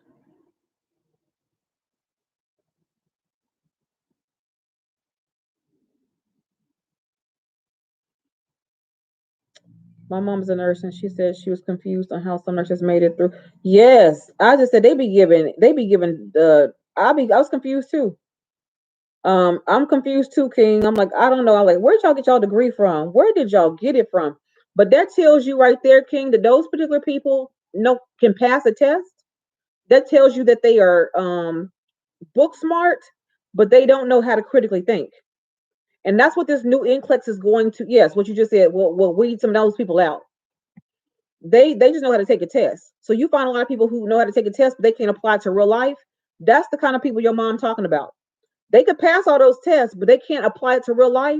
I'm like, okay, so if you can't apply it to real life, what good are you? What good are you? Because now let's do it for real. And now the world that you have to go into is not the Nclex world. So when we take the Nclex, we're taking the test based off of the Nclex world, not the real world. So when you go into the real world, do you even know how to adjust and move? And they don't. They don't. Do you think LPNs going into the RN program should not disclose that? Wait, do you think an LPN, hold on. Do you think an LPN going into the RN program should not disclose that? Better explain that to me. What do I mean? What do you mean by that? I've been kick spit, everything. Yes. Now with them dementia patients, yeah, them dementia patients, they do all that. Good evening. How are you doing tonight? Those dementia patients, you have to know that that's part of their disease process in terms of how they are. A lot of them don't mean to be that way. So I think sometimes we can't take them personal. You just have to roll with it and protect yourself. Because some of those dementia type patients, they put you through it at night. When them sundown and hit, they put you through it. Then in the morning, about 3, 4 o'clock in the morning, 7 o'clock in the morning, they as sweet as can be. And we like, don't wake them people up. We just got them to bed 3 o'clock in the morning. Yes, they are. When when that's after they didn't give you a black eye or they done bit you. You would have. I don't have any. I don't do fundamentals. I don't teach fundamentals, so I don't have a fundamentals. I teach OB. I teach a different class. So again, get you that Nclex book because they have fundamentals in there. Get you an Nclex book from Amazon and go over those nursing questions. Or if you until you get a book, go to Quizlet, Quizlet.com. Go to Quizlet. Quizlet is somewhere you can go and answer questions online, and you're gonna be able to see that you're gonna miss a lot of them at first. You're gonna not get a lot of questions right. But the whole point of these doing more questions and doing questions every single day, the whole point of doing questions every single day is to get you to be able to think like how you need to think. It is not taking nursing classes. It's not like taking an English class, psychology class, math class, history class. It's not like that at all. It's very different. So a lot of times when you first get into nursing school, you will fail a few tests because you have to change the way you think. And that's normal to fail the first few tests. I tell all my students, you probably gonna bomb the first couple of tests until you get acclimated to how being a nursing student is. So get you an Nclex book. That is the best thing you can do for yourself is get an Nclex book from Amazon. Or until then, just go online and type in Nclex questions and go to a website and doing the ones for free. Don't pay for it. um, and go through and answer those questions. And then once you answer the questions, read the rationale as to why you got it right or wrong. That's what's going to help you learn how to take or do those kinds of questions. And then you will start seeing your scores on your test go up. Also, Miss Pretty, you have to make sure you're reading your chapters. If you're not reading the chapter, if you're skimming through, you are not going to be successful in nursing school. You have to read. Make sure you're reading everything they tell you to read. Read, read, read, read, read. If your class, let's just say your class is worth 3 credit hours or 4 credit hours.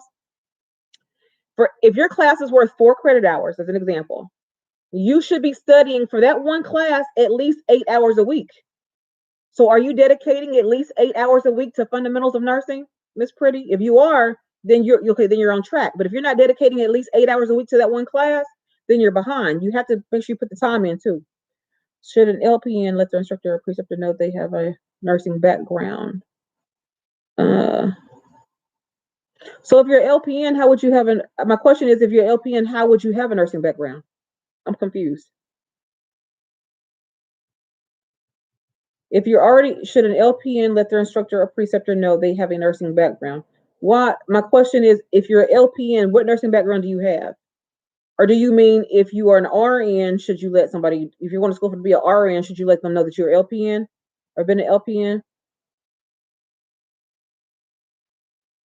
You said the Sour Patches. Yeah, they're really sweet people. They just they just going through a disease process. It's really cruel. Yes, Mr. Wallace. Mr. Wallace says for you to make sure you read your rationales and objectives. I always do that. So, Miss Pretty, are you? Oh, you're answering yes to something. Were you answering yes to what? Did you actually put in 8 hours a week for that one class, or however many hours it is? Is that what you're saying? Yeah. Does your school have a nursing tutor? Oh, you put in the time, is what you're saying. I don't know. Do we have nursing tutors? I don't know. I think we find people. We our school has tutors in general, but not necessarily nursing. They have tutors in general, but I don't think they have nursing ones.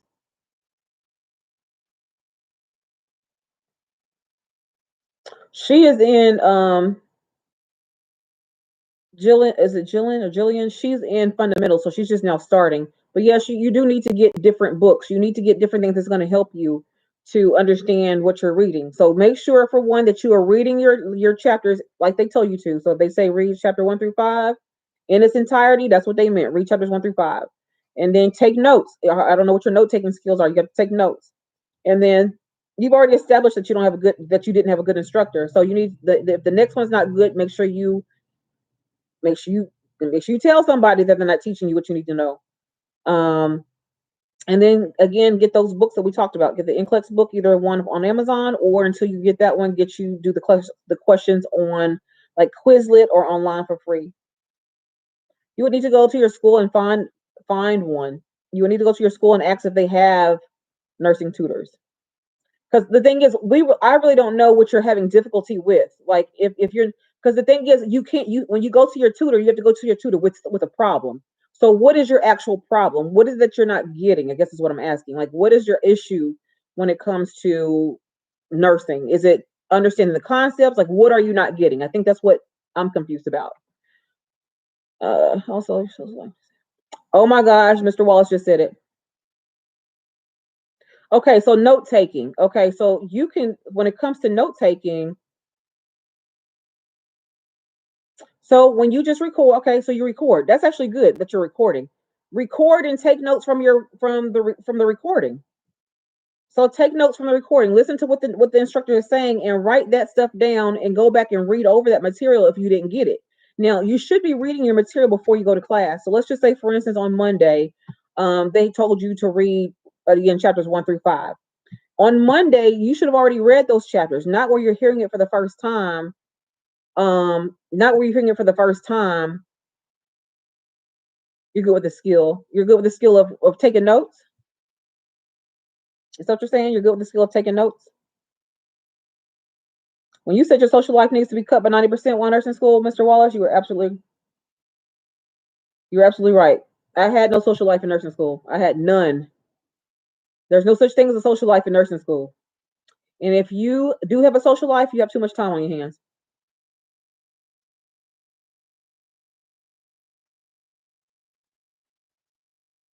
That's a good idea. Okay. King says maybe a study group would help. Is there anybody in your program? Is there anybody in your, like, a group of y'all that could get together that can study together? Because sometimes you build lifelong friendships. You get clinical skill. Okay, so yeah, clinicals. So clinical is one thing, but theory is something different, because the theory is what you're going to be tested over. You're not going to be tested over the clinical part, because clinicals is repetition. So when it comes to like starting IVs and doing things like that, that's nothing but repetition. You do that over and over and over again. You know how to do it. So the theory part of it, when it comes to taking your notes, there are mean people in your class. Okay, so then what you need to do is go ahead and you say you record, which is great. I think it's a great idea to record, but take notes from your recordings. Take notes, and anything that your instructor emphasizes, they keep repeating themselves over and over again. They emphasize, they repeat themselves. Then that's something they may want you to know. Have you had your first test yet already in fundamentals? Because like I said, you'll bomb. A lot of nursing students bomb the first test, so they get a C on it. They're like, I studied so hard and I got a C on it. Yes, nursing school is hard. Nursing school is the hardest thing I've ever done. You've had your first test. Okay. How did you do on your first test? Go to nursing school. Yes, Mr. Wallace, you're right. I mean, you go to nursing school, you ain't no kicking it. You miss everything. You miss everything. Oh, it didn't go so well, and that's pretty normal. That's pretty normal. So, that it didn't go so well. That's pretty typical the first time. Right. That's why I'm saying if you can teach it to somebody else, you're good. So, yep. And then you can get all that back once you finish school. So I think you said you don't understand the theory. I guess you need to get you a mentor, get you a mentor slash tutor who you can talk to, and your school should have a mentor. In terms of basic study skills, they can help you with that. How to study, your school should be able to have somebody for that. They may not have a nursing one, but they a lot of times do have people at your school that helps with studying in general, taking notes in general, writing in general. They have people there for that typically. Maybe not nursing, but they can help you still take notes.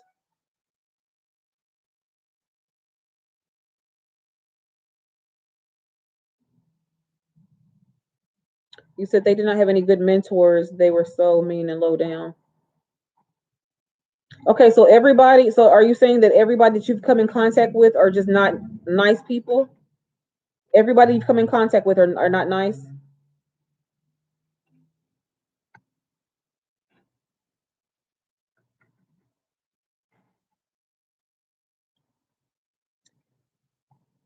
Some people, King, some people go to school quarterly and not by semesters.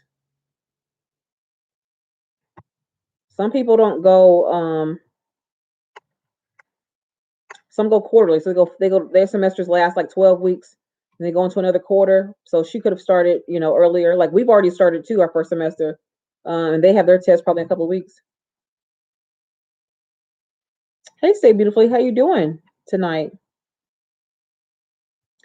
Okay, so how is your fundamentals teachers? Your fundamentals teacher, you said one of your teachers was not that nice. How was the fundamentals instructor?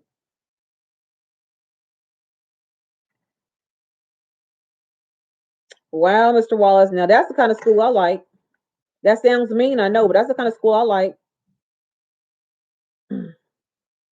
Oh yeah, Jillian. YouTube is a great resource, Miss Pretty. YouTube is a great resource. Type in whatever you're trying to learn, and sometimes they explain it better on YouTube. I've actually used YouTube for my own classes. When I teach my classes, I'll go ahead and teach the material. Then I'll go to a YouTube video so they can watch the video and see if they can get it from a different perspective. Sometimes when somebody else explains it, you get it a little bit better. They had a quiz the first day. Yep, that's good. That's good. Oh, fundamentals teacher. Okay, well, yeah, utilize YouTube.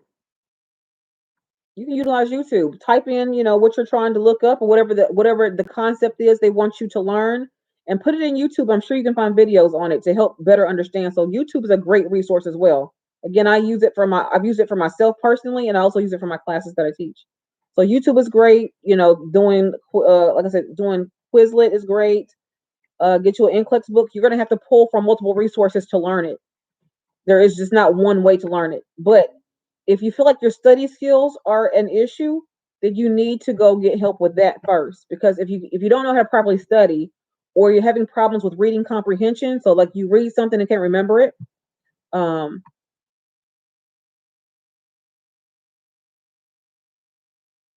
you see, you have special accommodations for class, and it made you feel like don't. Okay, so you know what? You may need to talk to somebody about that. You need to go up the chain. Then, if they're making you feel a certain way, go up the chain and talk to somebody. Talk to the director and tell them how you're feeling. You need to it's time to have a conversation with somebody higher up. Then have a conversation with somebody higher up. And the truth be told, if you're really unhappy at this program, go find another program. There's no point of going through a program that makes you feel miserable. There's no point of going to a program that makes you feel like you're less than. I wouldn't even do it. How many questions are on the NCLEX? Between 75 and 265. You have questions based off of how well you answer the questions. So if you answer the questions correctly, it will give you a harder question. If you keep answering correctly, it will give you harder and harder and harder questions.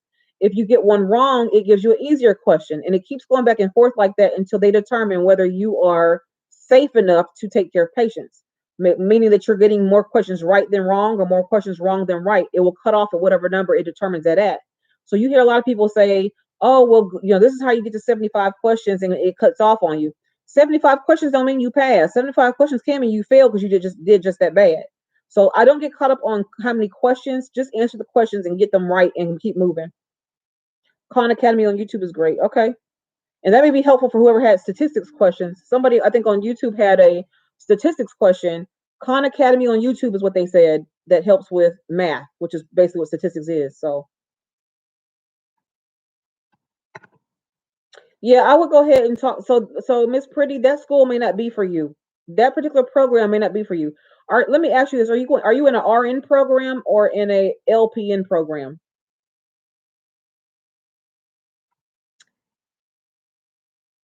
You're welcome. Are you in an LPN or RN program? Because what might be okay, LPN program. You may need to go to another program if they're treating you like that, and they give you special accommodations. You may need to go to an LPN. I mean, not LPN, to another program that's going to treat you with respect. If that's the case. Nursing school is hard no matter what program you go to. So I don't want to kind of downplay it and say like, okay, we'll go to an easier program. There's no such thing as easy in nursing, whether it be LPN or RN. There is no easy program, but you don't deserve to be mistreated and disrespected either.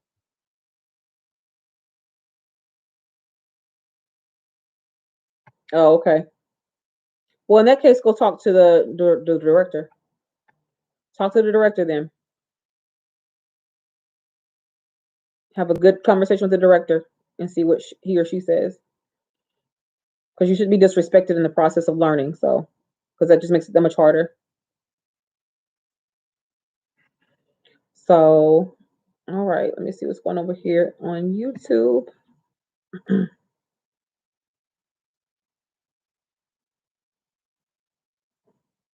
Right. So make sure you talk to somebody. Right, Mr. Wallace. I agree. When you paying tuition, when you paying some money, I don't care who paying the money. Somebody money being paid for to take care of this program. You want to make sure you come up with an education. So yeah, definitely do that. Me too, King. I hope I do too. Oh, so you said you'll reapply in October. So what? Okay, so there's a story behind that. Then what happened then? You're gonna reapply in October. Is somebody outside? Shut the door then.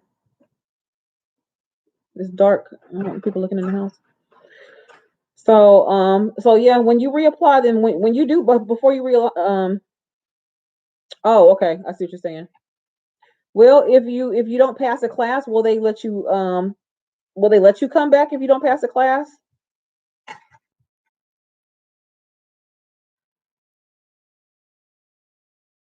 So before you go back and apply, make sure you can actually take the class. My YouTube channel is called The Nurse Lounge. Oh, you withdrew before they failed you. So they didn't fail you, you withdrew before they failed you. Okay. So my channel is called The Nurse Lounge, just like the sounds, The Nurse Lounge. And so I'm actually on YouTube now, doing a live. Well, I'm on TikTok doing a live too. So the Nurse Lounge on my channel, I don't really do the like I don't really go into explaining certain disease process or thing like that. My channel is more so geared towards the politics behind nursing and understanding the politics of getting into programs, how to behave as a nurse, how the real world of nursing works. My channel is more so geared towards that. So there's no need to going over there trying to find like, okay, let me look up uh fluids and electrolytes. I'm not gonna have that on there because I don't do that type of thing. I do more so like the real life what goes on as a nurse. You have plenty of channels out there though for the actual content component though. They're taking what for COVID? They're taking horse dewormer drug for COVID. Hmm. King, I hope they work out for her too, because she's going through a lot.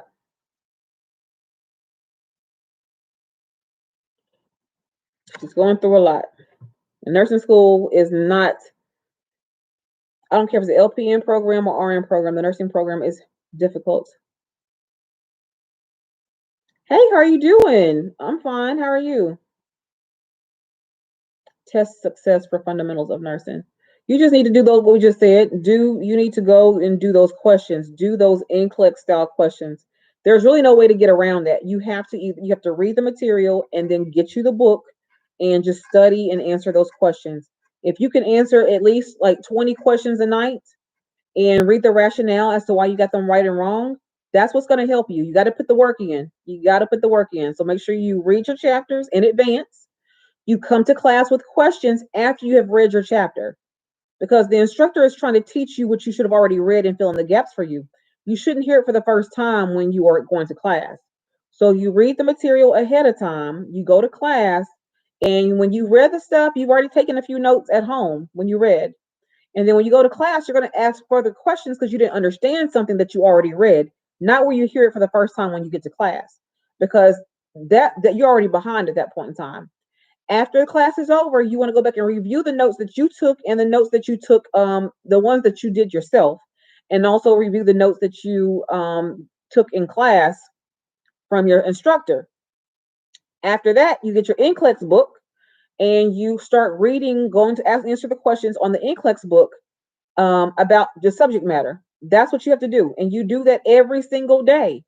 You do that every single day. Yes, ma'am. There you go. I knew we would get to it in a minute. Yes, read your book first. Read your book first. So if they say, hold on just a minute. A little disappointed, missing assignment for me. Oh, I'm sorry. I'm sorry. Hopefully they will give you some grace or something like that. You said you were a nurse educator and felt the students hadn't read the chapter. They haven't. Nurse with an appetite, they haven't. And that's what we're talking about with Miss Pretty right here. You have to read the chapter. You read your book first. Yes. You go into class already prepared for what the teachers are going to say. So if they said, they should have given you a syllabus. And then the syllabus is going to tell you for this particular day, you need to have read these particular chapters. And so you read those chapters in advance. So you come to class with questions. That's when you say you don't understand something because you've already read it. And then when you're asking questions because you didn't understand something, not because you're just hearing it for the first time. So you're already setting yourself up for failure when you didn't read ahead of time. You have to read ahead of time so you can actually engage and contribute to the conversation that you're having in or the dialogue that you're having in class. So when he or she is asking questions or about the chapter, you can say, "Oh, okay, I understand that better now. I get it." He said A&P fall semester on Monday. Okay. Okay. That's good. That's good. A&P, go ahead.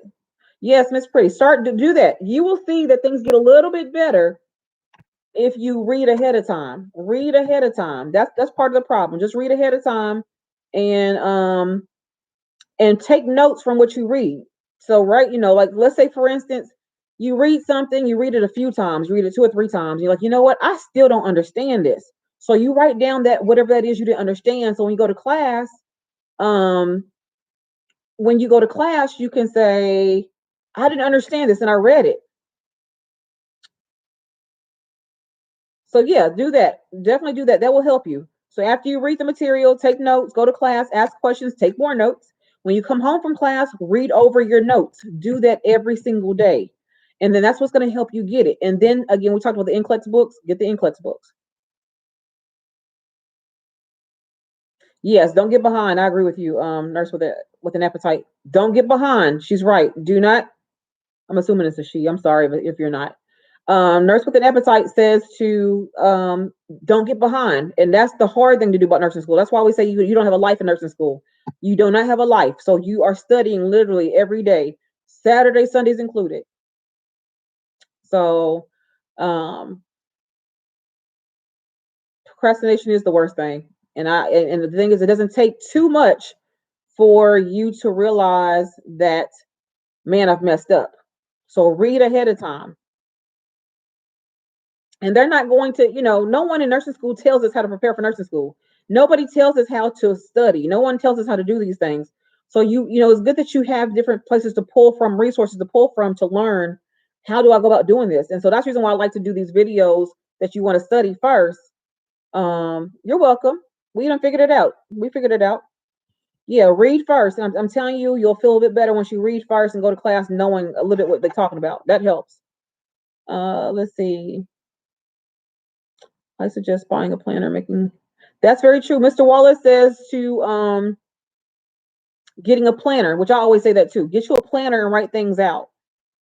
Get you a planner and write things out in your planner. Do not just rely on your phone. So many people rely on their phone to remind them of things.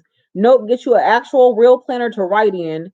And at the beginning of the semester, write down all your due dates for everything you have to do. Part of the thing too, Miss Pretty, is to get organized. Get organized. When you're not organized, you discombobulated the whole semester. Get organized. Always read your rubrics. Yes, yes, yes, yes, yes. Read your rubrics. Now, everybody doesn't provide rubrics, but if they do provide rubrics, because rubrics are not required.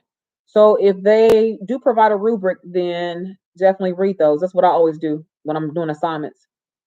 And thank you, King. Yep, I'm here. Appreciate you. So yeah, you want to make sure you're reading ahead of time. I think I should have a video on that anyway, King, that about how to study and things like that. I think I have a video on that somewhere in the 200 something videos I have. There's a video on that somewhere about how to study. But that's the gist of it. Just read first and take notes. Thank you. I appreciate that. Is it Lithonia? Miss Clay? I appreciate that. That's what I'm here for. Like I said, I'm here to help people who want to be educated. And for you all to be successful at being a nurse, if that's what you want to do. Lovely lady, thank you so much. Thank you for stopping by from Kansas City. I appreciate you. I appreciate you so much. Thank you. Yeah, I'm here to educate those who want to be educated, and those who don't, then you don't. That's why I'm not liked by everybody, but that's okay.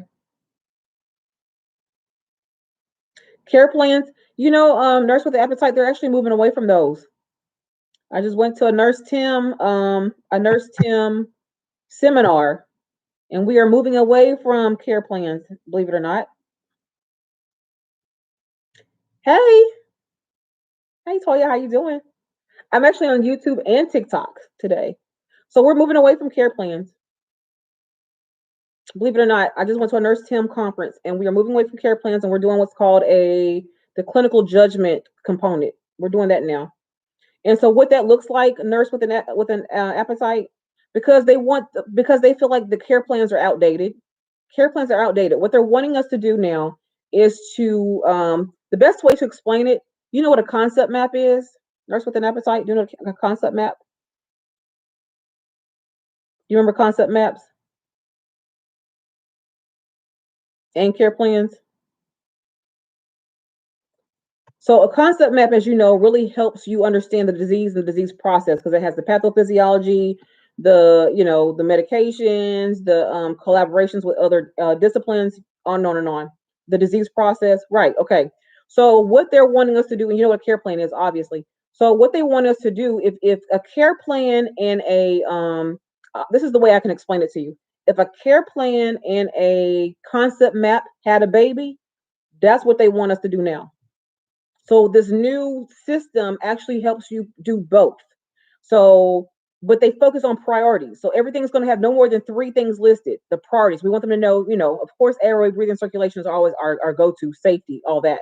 But they want to know. They don't want you to sit there and say, as an example, if you've been teaching long enough, the student always come back with the patient has a risk for constipation.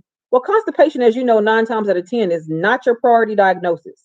So we don't want to be focusing on constipation or risk for when we have breathing issues going on because you have COPD, or if you didn't had a heart attack, that you didn't had open heart surgery. Last thing we're worried about is constipation.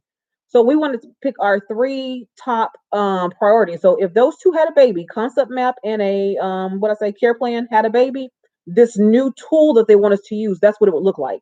So imagine putting all that together in one document, if you will. That's what that's what they want us to go to now, where it focuses more so on clinical judgment. Is it called clinical? Yeah, clinical judgment. Um, Clinical judgment and critical thinking skills. They want you to focus on those two things now, because that's what this next nurse gen, is it next gen, not nurse gen, next gen Nclex is going to have on there, is that kind of questions. And I actually have a copy of some sample questions that the next one will have. And when I tell you they're putting nothing but like care plans and not care plans, case studies, unfolding case studies on there, it is a good thing. You're right. They're putting unfolding case studies on there. So because they're putting unfolding case studies on there, they got to be able to think beyond risk for constipation. They got to be able to think about, okay, my patient is a COPD. Like, okay, let's do hospice as an example. So you have a hospice patient, somebody's dying, and hey, from Greece, wow, from Greece. So you have somebody who's dying, and for instance, are you worried about the fact that if they're actively transitioning, that we worried about what their blood pressure is if we give them morphine? Not exactly in that situation, because they're transitioning. So what is our priority? Our priority when somebody's transitioning is not to make them better. We've already established that they are transitioning. So we want their transitional journey to be peaceful and to be not in pain. So right. But a pain management, right? That's what we're working with hospice. So we're not up here. I mean, of course, you're gonna count respirations and things like that, because you don't want to just help them go, so to speak. But at the same time, you're not here trying to, you know, bring them back because they're transitioning. So like you'll have unfolding case studies like that in Nclex, where they'll have a whole scenario in there, and you're having to break it down. What would you do first, second, third, things like that. And again, constipation ain't an issue. So my students will sit there and have something like, because we're giving morphine every, say, 2 hours around the clock to help them with their pain, they'll say something like, well, my priority diagnosis is constipation. Well, constipation is a diagnosis for somebody who's taking narcotics. I wouldn't say it's a priority diagnosis, but it is a diagnosis for somebody who takes a lot of narcotics. But when you have a situation where this patient is actively dying, you could care less about constipation at that point in time. It is about managing their pain and taking care of them in the here and now as they transition. That's what critical thinking will allow you to do. You have to focus on what's going on in the here and now, and that's not a priority to worry about somebody's bowel patterns or what they have going on. So, do you primary lecture or do you use other teaching strategies? You're talking about when I teach, I use lecture, and we do active learning activities in class. So, for instance, I'm teaching professionalism. One of my classes is professionalism, and we're going to talk about, I think next week. Was it next week? I think one week we're going to talk about nursing philosophies. Like, what is a nursing philosophy?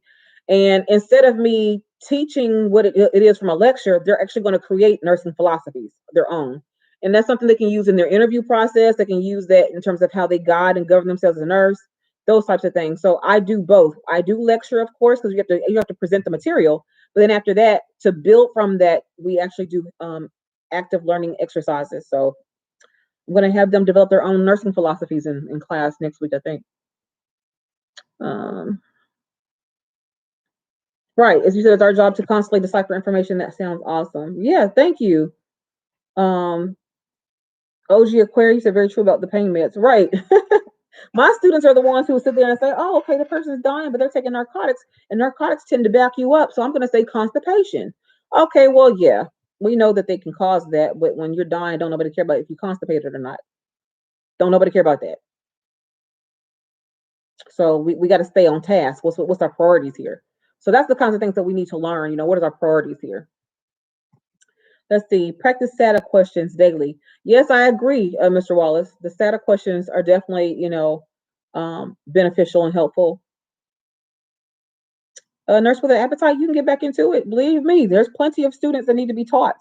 Or maybe you want to teach one-on-one and do some mentoring or do some tutoring. That would be helpful too, because maybe you want to do it on a full-time basis. but you could do it on a, one-to-one, and they could pay you to help mentor and tutor them. That's a good side hustle too. If you don't want to teach full time, get you a few mentees or get you a few mentees. I have a few mentees myself that I'm actually working with right now. Right, right, right. Exactly right, Butter. Like I mean, if they're actively transitioning, yeah. And if they're on hospice, but they got 6 months to live, 12 months to live, then that's something different. That's something different. So yeah, you have to. Well, okay, Miss Pretty, did you hear how we just discussed about hospice and how certain things are priority and certain things are not? That's kind of how you have to think about it. And like I said, for you, the biggest thing is making sure that you read your material ahead of time, because you can't learn. This is the thing. Nursing school requires you to be able to critically think, and you can't critically think if you hadn't read the material, and you can't critically think if you don't understand the material. So nursing one, I mean, the basics of studying anyway is that you have to comprehend and understand the material at a basic level so that you can then apply it in a scenario. So we don't want to know what COPD is.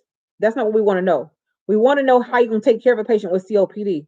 And when he or she does this, this, that, and the other, how are you going to move to change to go about that to care for that patient? That's what we want to know, not what something is.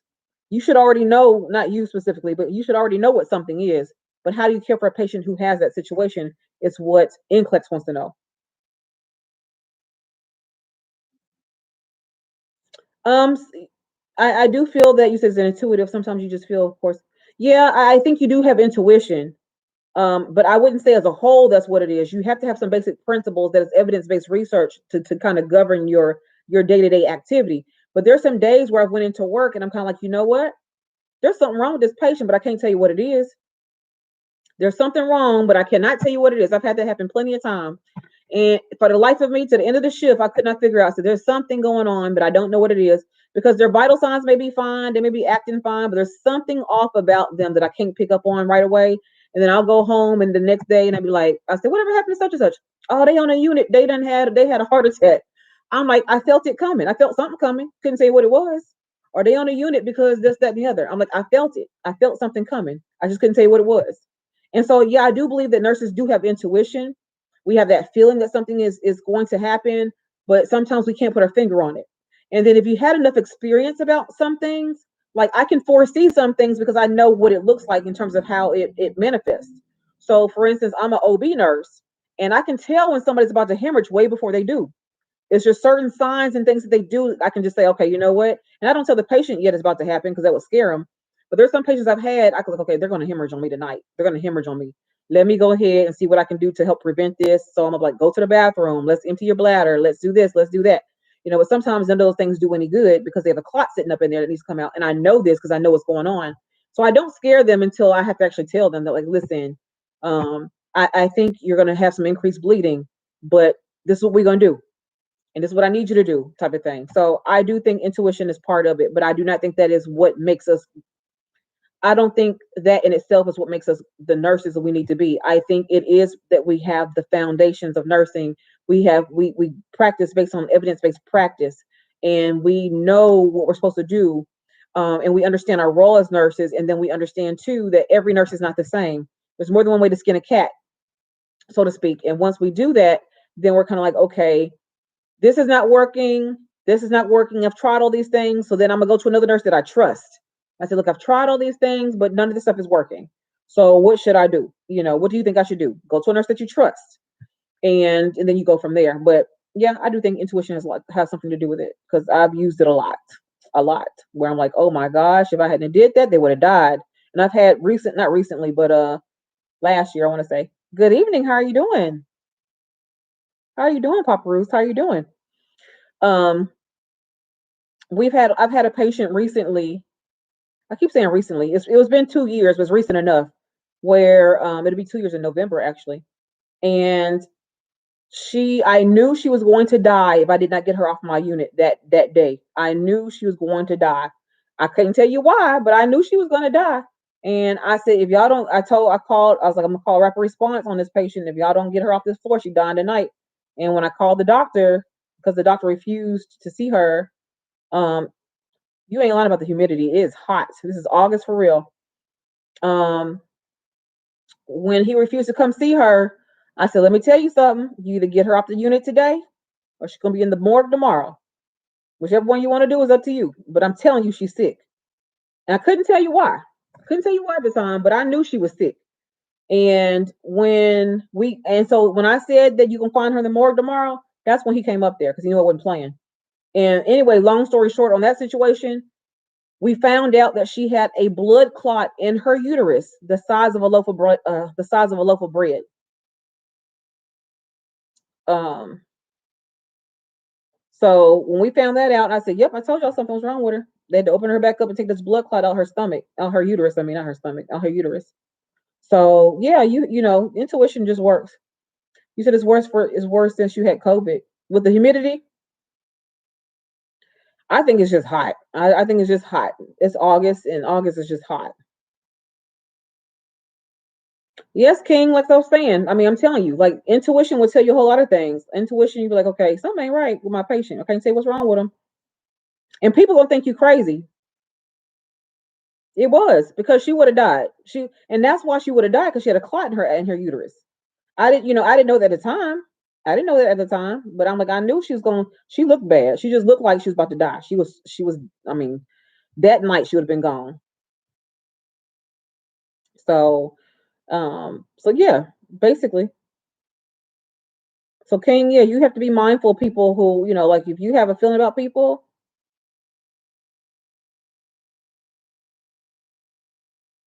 there's gonna be a new Nclex in 2023 called the Next Gen.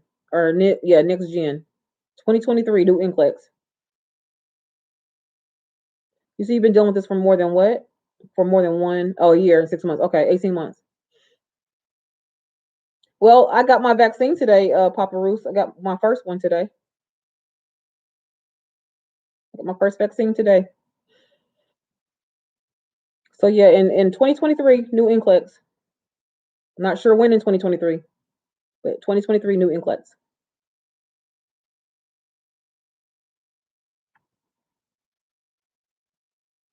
He said, I mean, I'm not worried about today's vaccine. I'm not really scared about that. I'm not scared about I'm more so bothered by the one I got to get in 3 weeks. Was it mandatory? No, I did it for my son. I got Moderna.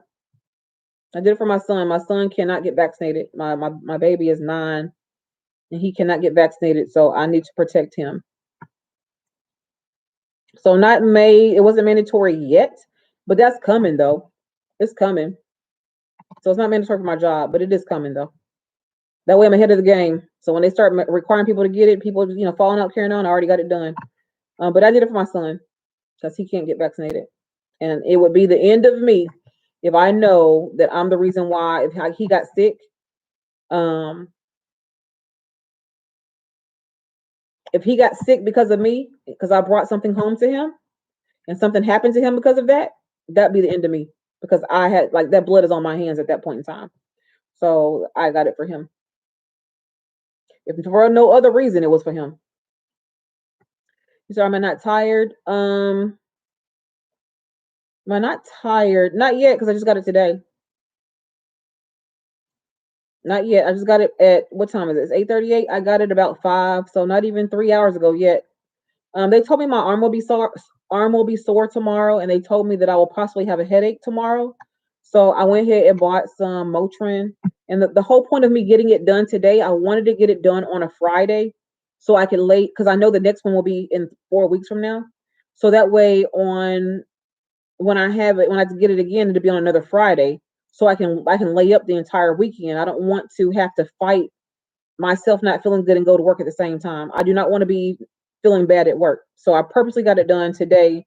So when the next time I got it done, I will be laying up in bed or on the couch or whatever, not feeling good. Same thing with my older son who's 12. I tried to get his done today, but the Pfizer wasn't available here. So I will get his done next Friday so he can lay up for the weekend because I don't want him to be sick at school either.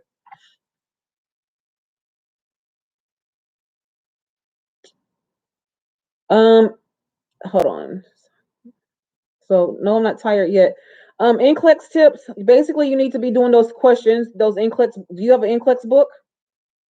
If you don't have an Nclex book, you need to buy an Nclex book and do questions every single night, 50 to 100 questions every single night until probably about the week before the end of September. So until it's time to take, until the 2 nights before the Nclex, do those questions every single night. That's the best thing to do. Get your Nclex books and do questions every single night. Do at least 50 to 100 questions every night. Don't miss a night. If you do miss a night, make up those questions on the next day. But answering questions and reading the rationale is the best way for you to prepare for Nclex. So do that, and then make sure that you are understanding why you're getting things right or why you're getting things wrong. Read those rationale and do them every single day. And when I say every day, I mean every day. If you happen to, like, when I took the Nclex, I took the book with me, meaning like if I had to go and sit in line somewhere, my book was with me. Anytime I had downtime, my book was with me. So it don't mean sit down and at one time and do 50 questions. If you have to do 10, break them up throughout the day, that's fine. But the better you'll get, the better that you get at answering those questions, the better it will be for you on Nclex, because it's wanting to know. The Nclex wants to know, how do you think? It doesn't want to know what you know. It's how do you think? And if I give you the scenario, how are you going to take care of this patient? So it's not what you know, it's not what is COPD, it's how you think. You can, you can, in addition to an Nclex book, but an Nclex book, if it has Nclex questions in it, that's fine. But you need typically an Nclex book. So yeah, you can use ATI, but if it all it does, if ATI is just giving you information about the stuff, but not giving you Nclex style questions, then that's not what you need. You need you need a book that has questions in it, questions, and it has the choices, and it gives you the rationale. That's what you need. You can buy a book from Amazon, an Nclex book from Amazon. Just get you some books, and when you finish that book, if you finish it before the exam, get you another one. Just do ATI. I mean, not ATI. You Nclex questions. All right. So let me see. You said over here. I said Moderna or Pfizer. Turn understood. So do I trust the vaccine? Well, to answer that question, I trust it enough to get it. But if you look at what's going on with people dying left and right, I would rather get it and have a milder case of whatever they got than to flat out die. So, I mean, so in that case, I guess I do. I trust it more than I don't. Can you repeat 2023? What do you mean repeat 2023? Oh, really? Within a few hours? Not yet. Not yet. I'm not tired yet. I was told I'll be tired tomorrow. Now I will say this: my arm was starting to get sore before I even left the. I went to Walmart, and you have to sit for 15 minutes. So my arm was beginning to get sore within that 15 minutes. I mean, not like it didn't hurt. I mean, just like when I moved it, I'm like, man, my arm is sore. So, but I'm not tired yet. I'm expecting that tomorrow. So I have my Motrin and I got my water and everything here that I need. And then when I get the other vaccine, I will have my zinc, my elderberry, my vitamin C. I'll have that on board too, just to help. Um,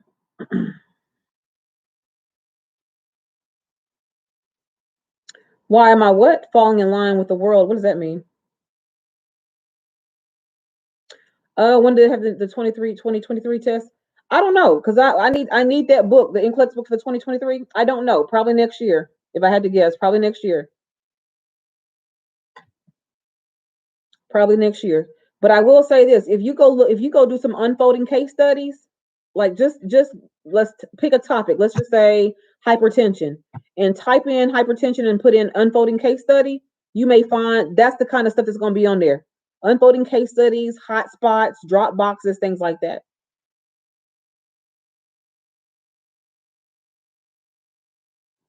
That may be true. That may be true. Yes, wear your mask as well. I agree with that. That may be true. So yeah. And then keep in mind that no one has ever said that because you get vaccinated that you won't get COVID. Nobody has said that. It's the same way as people say people who get the flu shot who still get the flu. There's no difference in that. That's how a virus is. A virus will mutate and change. So no one says that. The CDC is not even claiming that this is going to prevent you from getting COVID. What they're saying is it prevents you from having the full-fledged effects of what the actual disease does. So Depends on the population you're talking about, nurse with a appetite, because that's not everywhere. That's not everywhere. I know people who've gotten the vaccine and they got COVID later and they're doing just fine. So when we put the research, we got to put the research out there about what we actually not what we actually see, but what does the research say? And that's kind of what we have to go by. That's like just like in nursing school, we do things based off of the research. Are all nursing programs the same? No, ma'am, they're not. And actually, before I answer that, I already answered it though. But elaborate on that. What do you mean by are all nursing programs the same? The answer is probably still no overall. But what do you mean by that? And do you think this thing is enough? Um, no, you need to be so you if you've already got your test scheduled for next September or this September. You said the end of September, so you have about a good 5 to 6 weeks. If you're doing at least 50 to 100 questions per night, you'll be fine. Yeah, do 50 to 100 questions per night. You should be fine. As long as you seem like you actually understood it. Now, I will say this. If you actually understood things when you were in nursing school and you made pretty good grades in nursing school and you don't feel like you need more time, then that's that. If you do need more time, then definitely adjust accordingly. But if you're good to go, 5 weeks, 6 weeks is long enough if you're doing questions every single night to study and then take your test. So I would say that. Hello, how are you doing? How are you? So TikTok, I'm on YouTube. YouTube, I'm on TikTok. So I'm on both of them, doing both live at the same time. So I'm answering questions from both on various topics. And at the moment, we're talking about nursing school and we're talking about COVID and vaccines. So,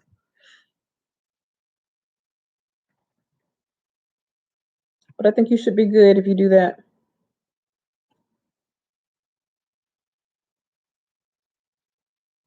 We've been on here for 2 hours. All right, you world is great city tool for studying for Nclex. Okay. So Marissa suggests that y'all use UWorld if UWorld is expensive though, but if you can afford UWorld, then she says it's a great resource. But if you can't, I can tell you right now, just doing old fashioned, doing Nclex questions every single night will work. And you can do Nclex style questions online on internet.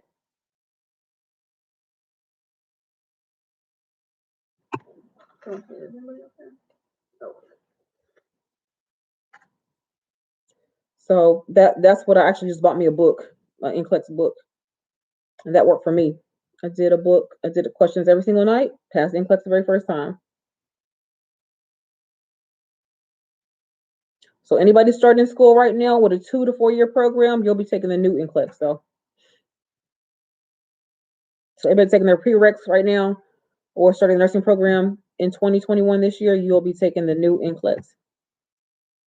Right. Remember to read the rationale. I agree. Read why you got the question right or wrong. Read why, because that's what helps you understand what they're looking for when they ask the questions.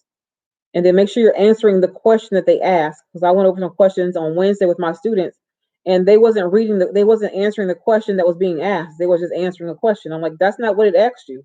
Read the question and make sure you're answering the question that's actually being asked. Thank you. Thank you so much for popping in tonight. I appreciate you. I really appreciate you. Thank you so much. I think we'll stay on here for maybe about another 15, 20 minutes, and then I need to get off for a little while and rest, see how I feel tomorrow. As soon as I find out, I'll definitely let you know. I feel like it's gonna come out sometime because, like I said, we're already getting questions. Not questions. We're already getting sample questions of the Nclex. I was actually looking at those today, the sample questions that are already out. That's another good point, Butter. That's exactly a good point. That a lot of times when you all pick your answers on your Nclex on your just test or whatever, typically your tests are your questions, your answers usually right the first time. And we change it half the time. You change it to something wrong. So usually go with usually your first instinct is the correct one. Usually, not always, but usually.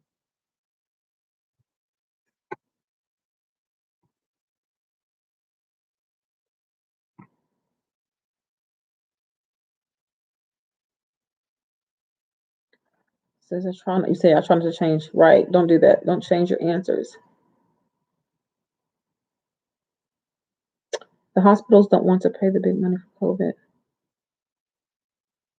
What do you mean they want to pay? You talking about pay the big money in case somebody gets COVID and dies from the staff? Because if that's the case, yeah, they don't. They don't want to pay. They don't want the liability. Can't say I blame them though. Even though I don't per se, I'm not a proponent or I'm not on the side of the hospital, but I definitely can understand from a business standpoint why you wouldn't want liabilities. You don't want to have anything that's going to bring you down.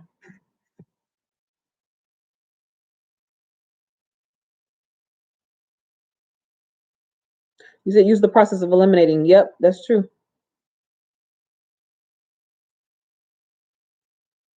You're talking about for the nursing students or for the instructor? A typical day in the nursing program, is it you talking about for the nursing student or for the instructor? The student?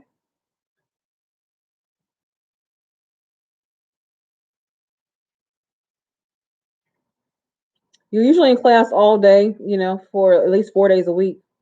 I can't say all. The thing is, every program is different in that regard, how they structure it, because it also depends on what kind of program it is. If it's a 4-year program, a 2-year program, an accelerated program, an LPN program, they're all ran slightly different. So it just depends on that part.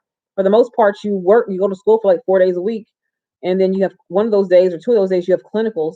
So I mean, yeah, you're in class or clinical for 8 to 12 hours a day. Just depends on the program. Oh, high paying contracts, yeah. Well, they need more help because they have more sick patients. So they're gonna pay out. Money is a great incentive for people. So people are gonna, you give them money, they're like, okay, I'll do it. That's the reason why they, have all this overtime. They'll say, okay, well, if you come in and do this, I'll give you triple incentive. Like, okay, I'll do it. People are not going to, most people are not going to work for anything less than they think they deserve.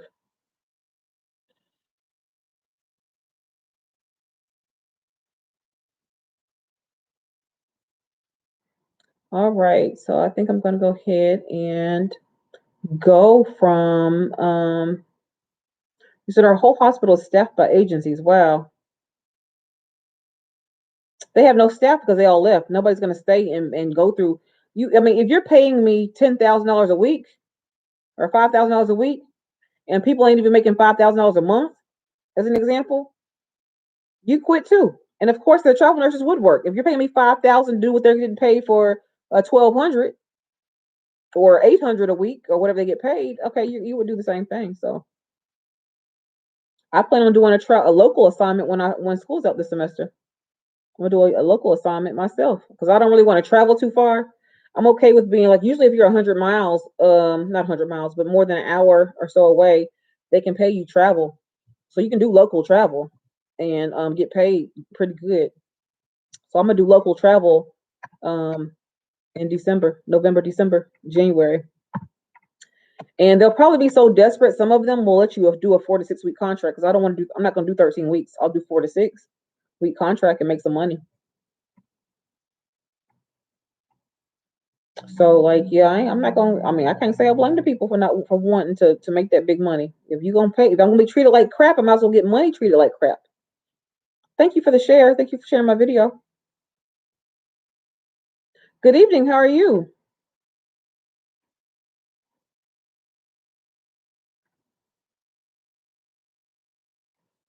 They can. Yeah. The president, not the president. The governor just signed an executive order for the nurses in Texas that they can't quit they can work, they just can't quit their hospital to go do travel nursing. So yeah, that's what he wants them to do.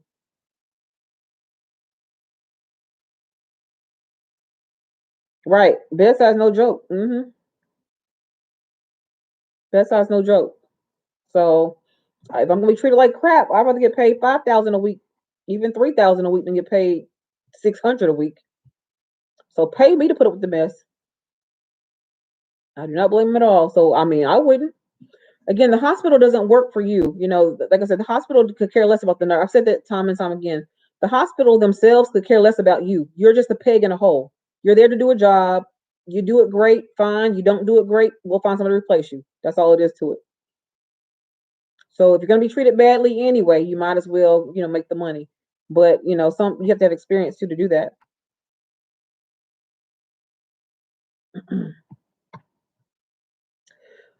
I think if they paid them more, but again, at the end of the day, they're there for their bottom line. Like they understand how it works.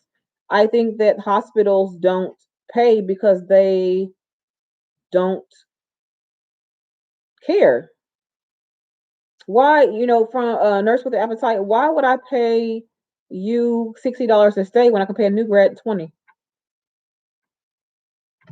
Why would I pay you $60 or $40 or whatever it happens to be? Why would I pay you that when I can pay a new grad $20?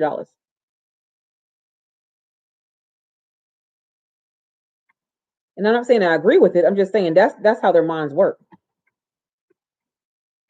That's how their minds work. The CEOs and CNOs making six figures, mind you.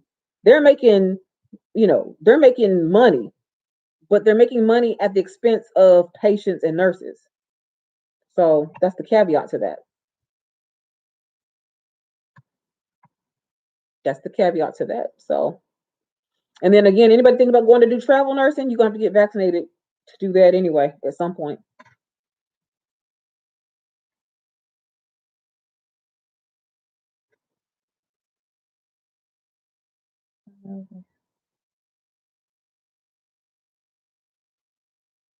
And yes, yes, yep. The administration, they make the money. They got the money. There's always the people who not bedside who make the rules for bedside. I find that to be so funny. The CNO and all these people making all these rules, but it don't, like, okay, did y'all even work to see what it would how it work out on the floor? It doesn't work well on the floor. But they don't care about that. Like whenever they came up with that hourly rounding back in the day, the hourly rounding that we got to do when you have 10 patients, by the time you finish your hourly rounding, it's time to round them again. So when do you have time to do any interventions and documents?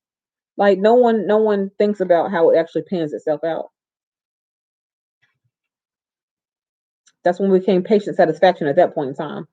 But it didn't satisfy the patients because they can't stand you waking them up all the time. Thank you. Thank you so much.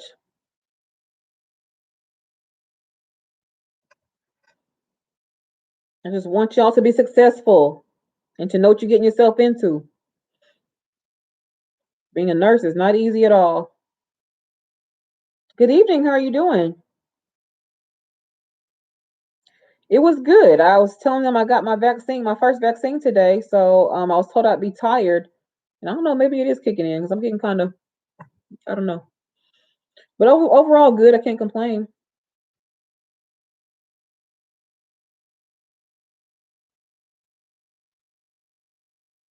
Yep, they do. When you say it's not, what were you talking about, Butter? It's not what?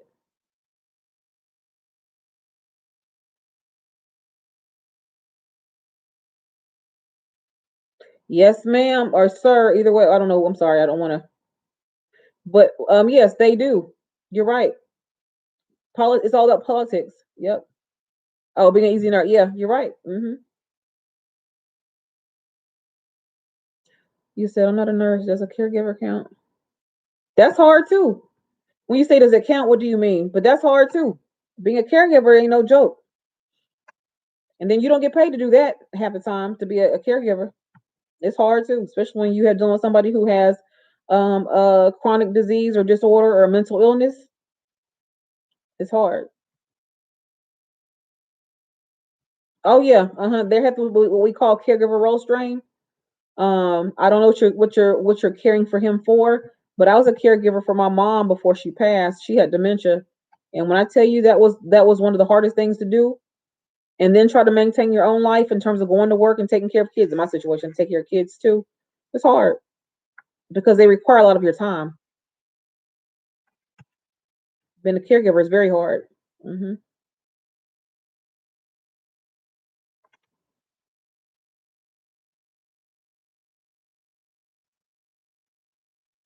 But yeah, it's not easy being a nurse at all.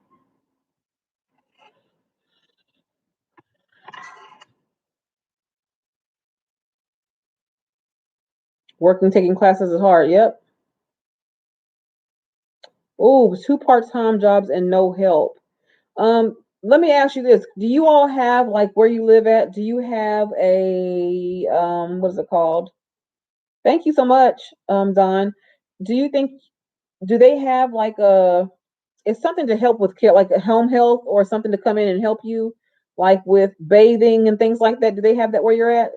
Like a home health team that can help you with bathing and help you with housework, or be just a sitter so you can go run out and do some, something like that. Because we had something like that for my mom where she had, somebody could come in at least for, I think so, home health agency. They'll have CNAs that would come by if you get them enrolled. CNAs that come by like every other day, maybe 2 3 days a week, and help you with bathing and things like that. I don't know which one. I know home health. You go through home health because that's where the CNAs. That's out of. I don't think it's out of pocket everywhere. So I would say respite is another one too. Yeah, I don't think it's out of pocket everywhere because my mom had is it Medicaid? Which one is it for the ones who are 60 and over? That's not. I'm not well versed on that. What he has, they don't. Oh, they okay. Yeah, everywhere, every state not the same on that. Every state it just depends. Medicare, thank you. Yeah, I'm not well versed on Medicaid versus Medicare. I just know one of them is for people who are over 60. So in my case, my mother's Medicare paid for hers here in Tennessee. Um, but some places may not. So it's state by state basis, probably, in terms of what they allow or require. But she had hers paid for. Now they may not pay for like it for a long period of time. It may be only like for 30 days or for something like that. But ours, but see, United Healthcare is just one type of one type. We have um I don't know what my mom had, but they covered hers.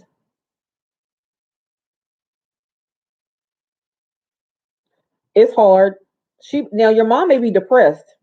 Your mom may be going through some depression. So you being a male helping your dad, she may helping your dad may see that as like, okay, well, that's what that's what she wants you to do. All right. So Carla says, I'm currently doing my master's in education and thinking about the next steps. So watch the So what? So Carla, what makes you conflicted? Do you want to do research? Because if you're into research, then the PhD is for you. If you're really into research, you love research, then the PhD is for you. Otherwise, it's DNP. Or you can get you an EDD if you want to teach. They do. Yep, they do have CNAs that offer one-on-one. There's some people who come and just sit with one person at private duty too. Or you can get your LPN and do private duty nursing.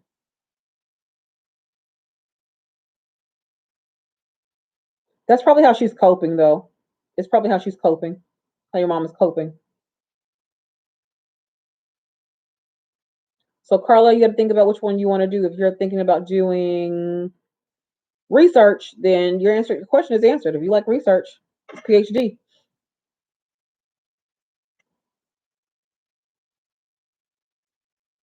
I don't like research. I don't care for it at all. So I knew that when it.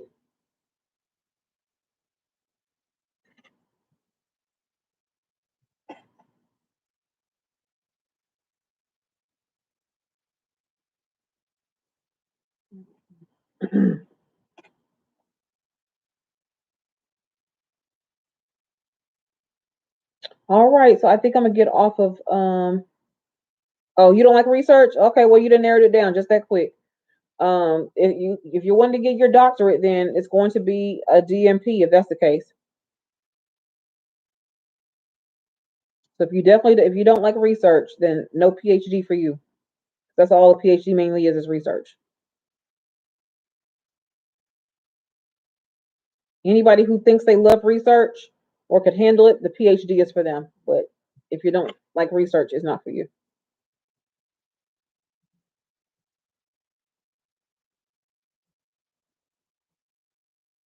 I'm on TikTok probably about 2 to 3 times a week, maybe 4. I'm on YouTube live 1 day a week. So live on TikTok maybe 3 4 days, but YouTube only go live once a week, usually on Fridays.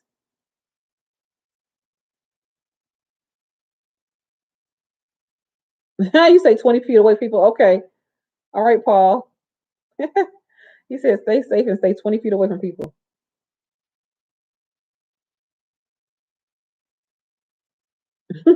Funny. So, Carla, what do you think you want to do with your degree? What do you think you want to do with it? You're welcome.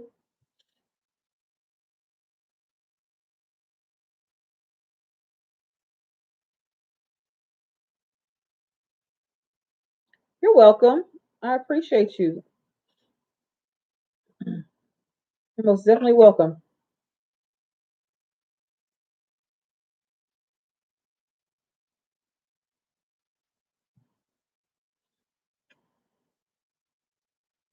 All right. So I think that um, I'm gonna go ahead and go from. We did have some lively conversation, Papa Ruth. I'm about to. That's why I'm about to come off of because my Papa Ruth, my YouTube, I'm on YouTube and TikTok at the same time. So my YouTube channel really is really about nursing. So it's always gonna be about nursing content for the most part. So I'm about to get off of YouTube here in just a minute, and so I can change gears. But for sure, that YouTube is always about nursing. So always answer nursing questions and stuff like that, just to help my fellow and future nurses out. Carla, I'm about to get off of here, but if you decide that you want to continue the conversation, you can email me. The email is usually listed in my video. Well, I'll put it in here, or you can just actually just leave a comment below, and I can get back to you if you want to further talk about. Um, Thank you, Papa Ruth. I appreciate you. If you want to further talk about your career goals in terms of going to school, we can talk about them. But just just put it in the comments below. So, YouTube, I am about to go for tonight. I will see you all again in a week. This has been great, engaging. I appreciate y'all joining me on my live tonight. And I will see you all next Friday. All right.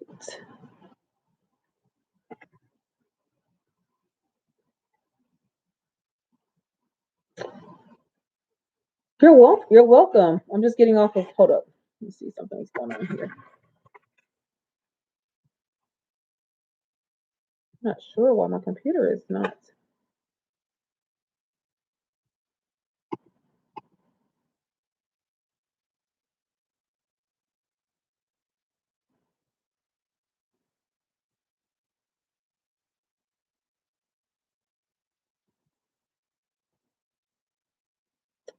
So, of course, my computer will freeze.